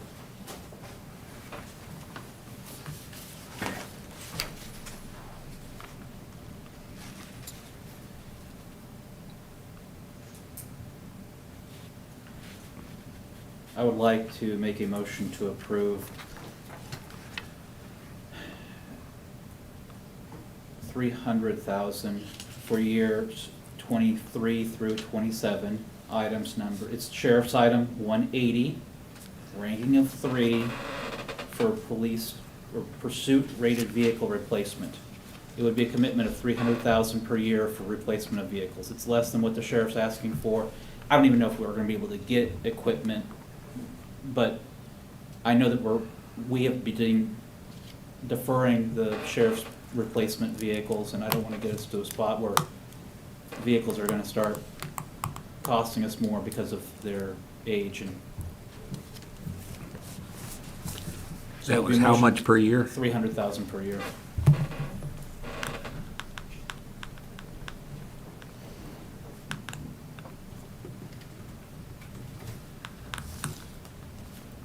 I'm okay with that, I guess. I do think, though, that these recurring items, I mean, this is gonna be, I mean, we might as well, we could approve that way past 2027. I mean, it's an every year expense, it seems like. So it kind of.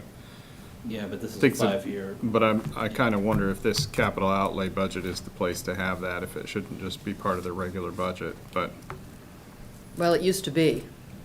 It used to be included in their budget, and they would buy their cars out of their budget each year. And then a few years ago, they asked for capital outlay, and they were granted it, so then it's kind of So that's where it's changed to a incorporated. capital outlay item.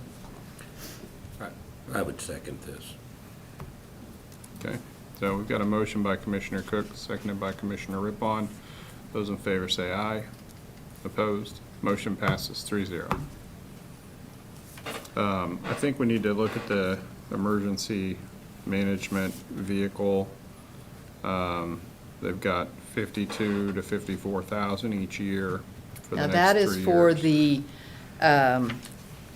that mobile communication vehicle, as I understand it. I thought that was a separate item. I mean, this is for the maintenance cost for that. See, I thought that was the tactical communication vehicle sustainment, item 216.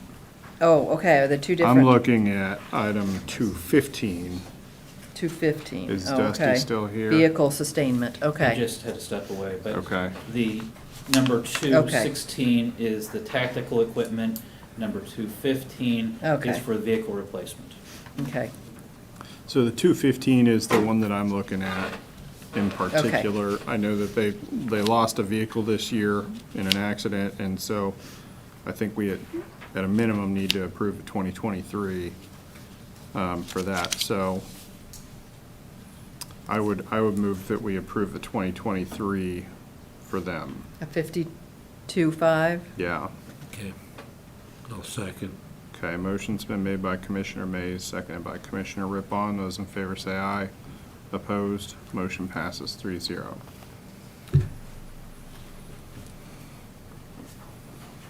Sorry, give me a minute here to find it. In that 216, that's a communication vehicle? Correct. That's Is that the one we got from the the? big vehicle that we Yeah, picked the up big one from we got the from the city. city of Topeka? Yeah, and Yeah. at the time we got that, it was my understanding then that the sheriff and the emergency management were going to pay for that maintenance each year. They were gonna split it out of their budgets. But now it's. I wouldn't sorry. But it was put in as a capital item, so I'm not I would agree with what Ms. Griner stated. We had an agreement that the maintenance would be something we would share moving forward. Okay. Thank you. So I think this is more of a technology update on that vehicle, if I'm not mistaken. But the item that's right above that, or right below that rather, the EMS planning document, I think that is a higher priority need for the emergency management department. And we're required to have that, aren't we? Is that like the state? I am not sure, Commissioner. Okay. This is Jim Crow, County Councilor, but I will check on that for you. That's 2 years, right? Yes, total of 237,000, 92,000 the first year, 145,000 the next year. Why is that 2 years? I would think a planning document would be. Probably nobody. It's probably a Dusty question. Yeah, Dusty was out there. I don't see him now. Dusty had to step away. Okay. The the one that was above that, the 216, that was the additional repeaters for that vehicle, and just for the sheriff's information. The additional what? Repeaters. Oh. The signal repeaters. Oh, okay.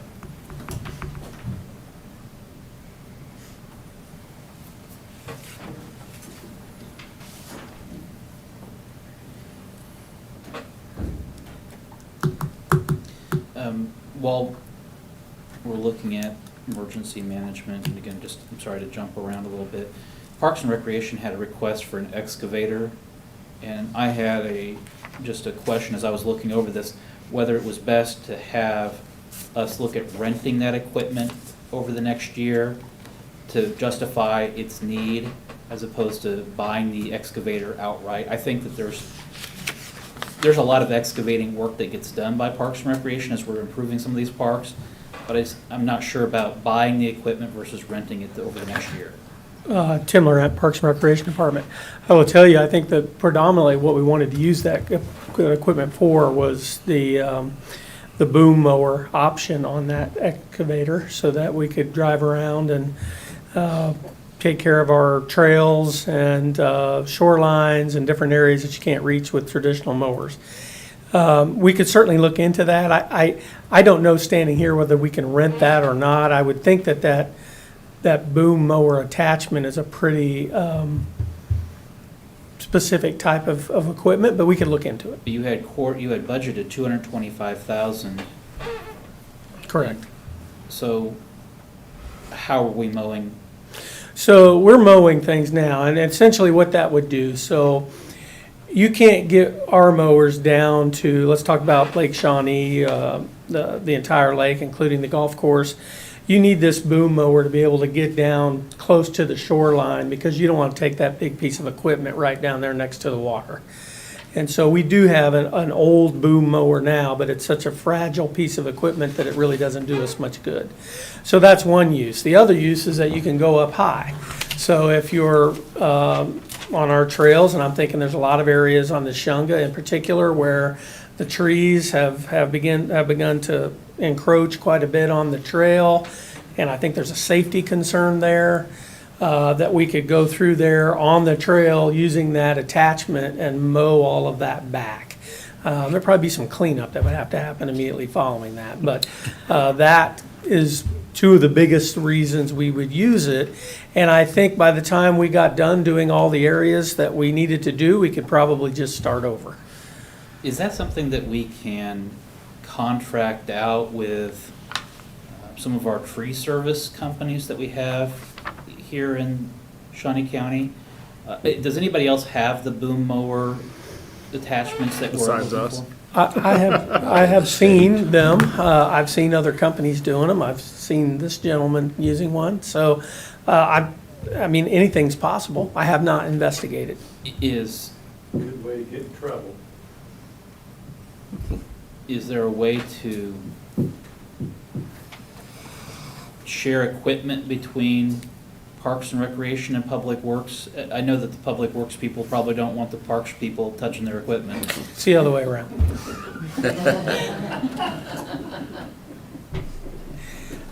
Again, I get where we're going with it. Right. I'm not sure about, I want to make sure that it's necessary for us to have that equipment. We could explore that. I mean, I can honestly say we don't use a boom mower every day. That's just the fact of it. It's nice to have. When we do use it, a lot of times we get in trouble because it makes a mess. But I mean, we can look into that if Parks and Rec and. Well, as long as the Public Works doesn't drive it into the lake. Well, we probably won't be operating it. They're the experts around bodies of water, so we'll let them. I actually have a plan in place for that if we're forced, whether we get this piece of equipment or we're forced to use the old one. I have a gentleman that's gonna retire here at the end of the year, and then once his 6 months is up from Capers and he can come back and work for us part-time, I think that would be an excellent job. Oh, okay. When he's eligible to return, if and when he's eligible to return. Well, okay, so maybe that plan doesn't work. So I'd like to hire somebody and have the part-time person operate that machine if they're qualified. So maybe we hold off on that equipment then for 2023, but look at it as a need, possibly higher need priority for 2025 or 24? Yeah, that's fine. All right. While we're on the topic of mowers, perhaps we should talk about the sheriff's request for a range mower, $50,000. Under sheriff. It's replacement of the mower that's out at the range right now. I think they mow quite a bit of area out there. How much are you guys mowing out there? I believe it's over 10 acres that we have to keep mowed as part of our lease agreement with MTA, just to maintain it. Have you guys ever priced how much it'd be to contract that out? We have talked about the possibility of that, but no, we have not. Okay. And you mow all of it, or do you burn some of it every year? Or? No, we mow it all. Okay.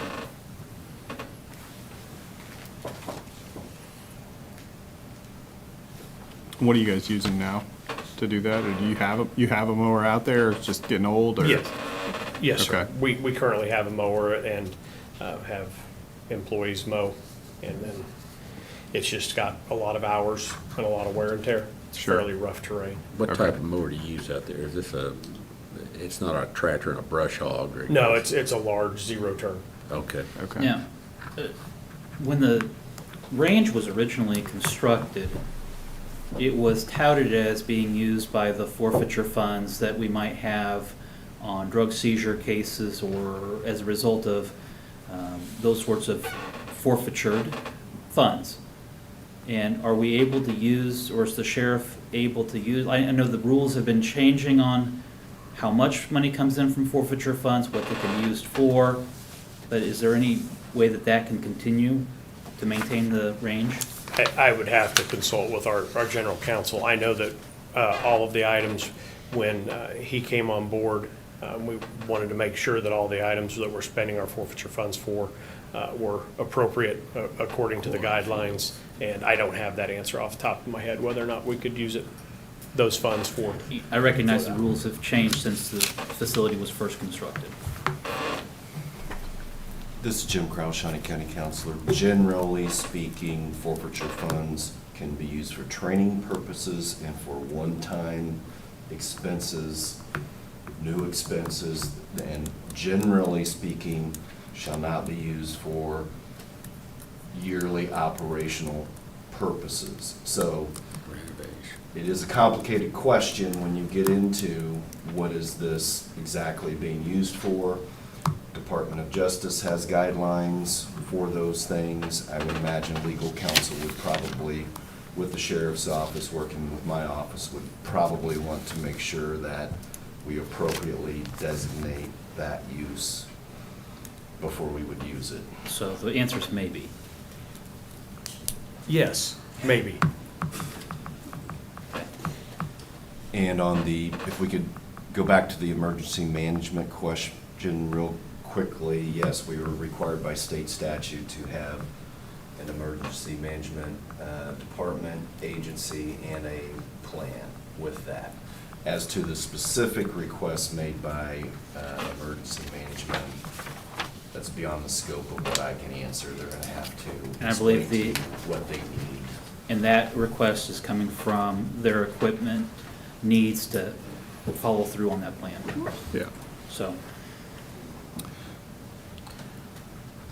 I think we need to go ahead and I'll make a motion that we approve the emergency management planning document for both 23 and 24 and that is number 217. on page 1, yep. And what, Jim, do you know why that's 2 years? I think that they're breaking out the equipment that they're purchasing. Oh, I see. I'm with you now. Okay. You said 214? 217, 217. rank of 2.33.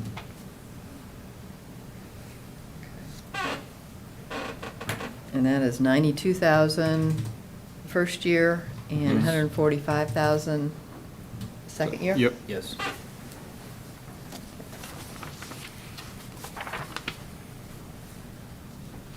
Okay, we've got a motion. Is there a second on that? Second. Okay, motion's been made by Commissioner Mays, seconded by Commissioner Cook. Those in favor say aye. Opposed? Motion passes 3-0. Okay, Where that does that takes you have us? slightly over for 23. By $25,100. So I would move to amend the budget for capital outlay to $2,025,100 for year 2023. Are we ready to do that just yet? Well, Or- I'm maybe kind of putting a hold on the discussion for now. Okay. Again, it's not a final budget until finally approved, but that way we might be able to go back and relook at some things. Okay, I'll second that. So a motion's been made by Commissioner Cook, seconded by Commissioner Mays. Those in favor say aye. Opposed? Motion passes 3-0. Okay, should we go ahead and conclude our, Do you want to look at, you still have some money left in these out years? Do you want to look at any other items for those years I think we need to re-rank the priorities and then look at it? and then look at it, and also look at what was not funded for 2023 to make sure that we don't want to push it back? adjust some of those. Okay. Again, this gets us started.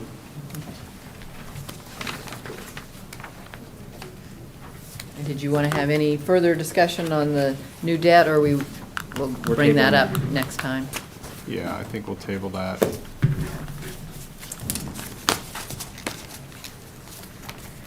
Is there anything else on this you wanted to discuss today? I think we're good. Okay. Now, as I understand it, we will not have will we have a meeting on Thursday? I believe there is a meeting. I will not be here for it. So we will probably pick this up then next Okay. Monday? You want to pick it up on Monday? I'm okay with that. Monday for sure. Okay. So, okay. Making some progress. Let's do next item, please. Item 5, public comment. I don't have anybody signed up. Is there anyone from the public here to speak today? Seeing none, next item.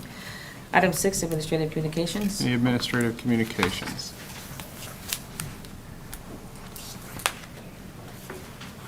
Not budget related, though. It is not. Tim Laurent, Parks and Recreation Department. I just have some unfortunate news. I wanted to let you know that we had some vandalism at the Oakland Pool last night, and there was some glass broken in the bottom of the pool, so we will have to drain it, and that will probably shut us down for several days. Draining it, cleaning it, getting it back full, getting the chemicals right, so could be the end of the week, probably before we Wow. reopen. That's a real shame. Yeah, unfortunate. Yeah. Thank you. Any other administrative communications? Commissioner Rippon? I had the opportunity to volunteer at a ward meet one evening. We had a group in from Kentucky, a busload of people. Well, actually, they weren't just from Kentucky, they were from all over that area. There were some from Florida and whatnot. Great group to have in, and they really enjoyed themselves, even though it was close to 100 degrees. Yeah. They had a good time, so. Good. So, Commissioner Cook? I don't have anything. Nothing from me. Next item, please. Item 7, executive session. Okay, we do have a need for executive session. So I will make a motion that we go into executive session for a period not to exceed 30 minutes for the following reason: for consultation with an attorney for the public body or agency which would be deemed privileged in the attorney-client relationship, specifically for contract negotiations involving courthouse renovations. We'll do that for 30 minutes. No action is expected following this executive session. Is there a second? Second. Motion's been made by Commissioner Mays, seconded by Commissioner Rippon. We'll begin this executive session at 11:30. Those in favor say aye. Opposed? Motion passes 3-0. We'll be in executive session at 11:30. And that'll be in the There's, EOC. in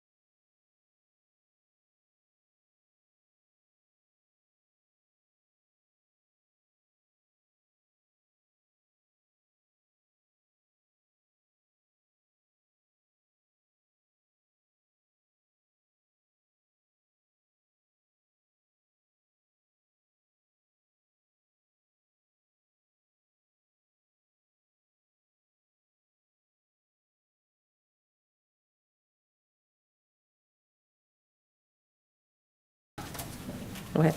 We're back from executive session. No action was taken. We're adjourned. Okay.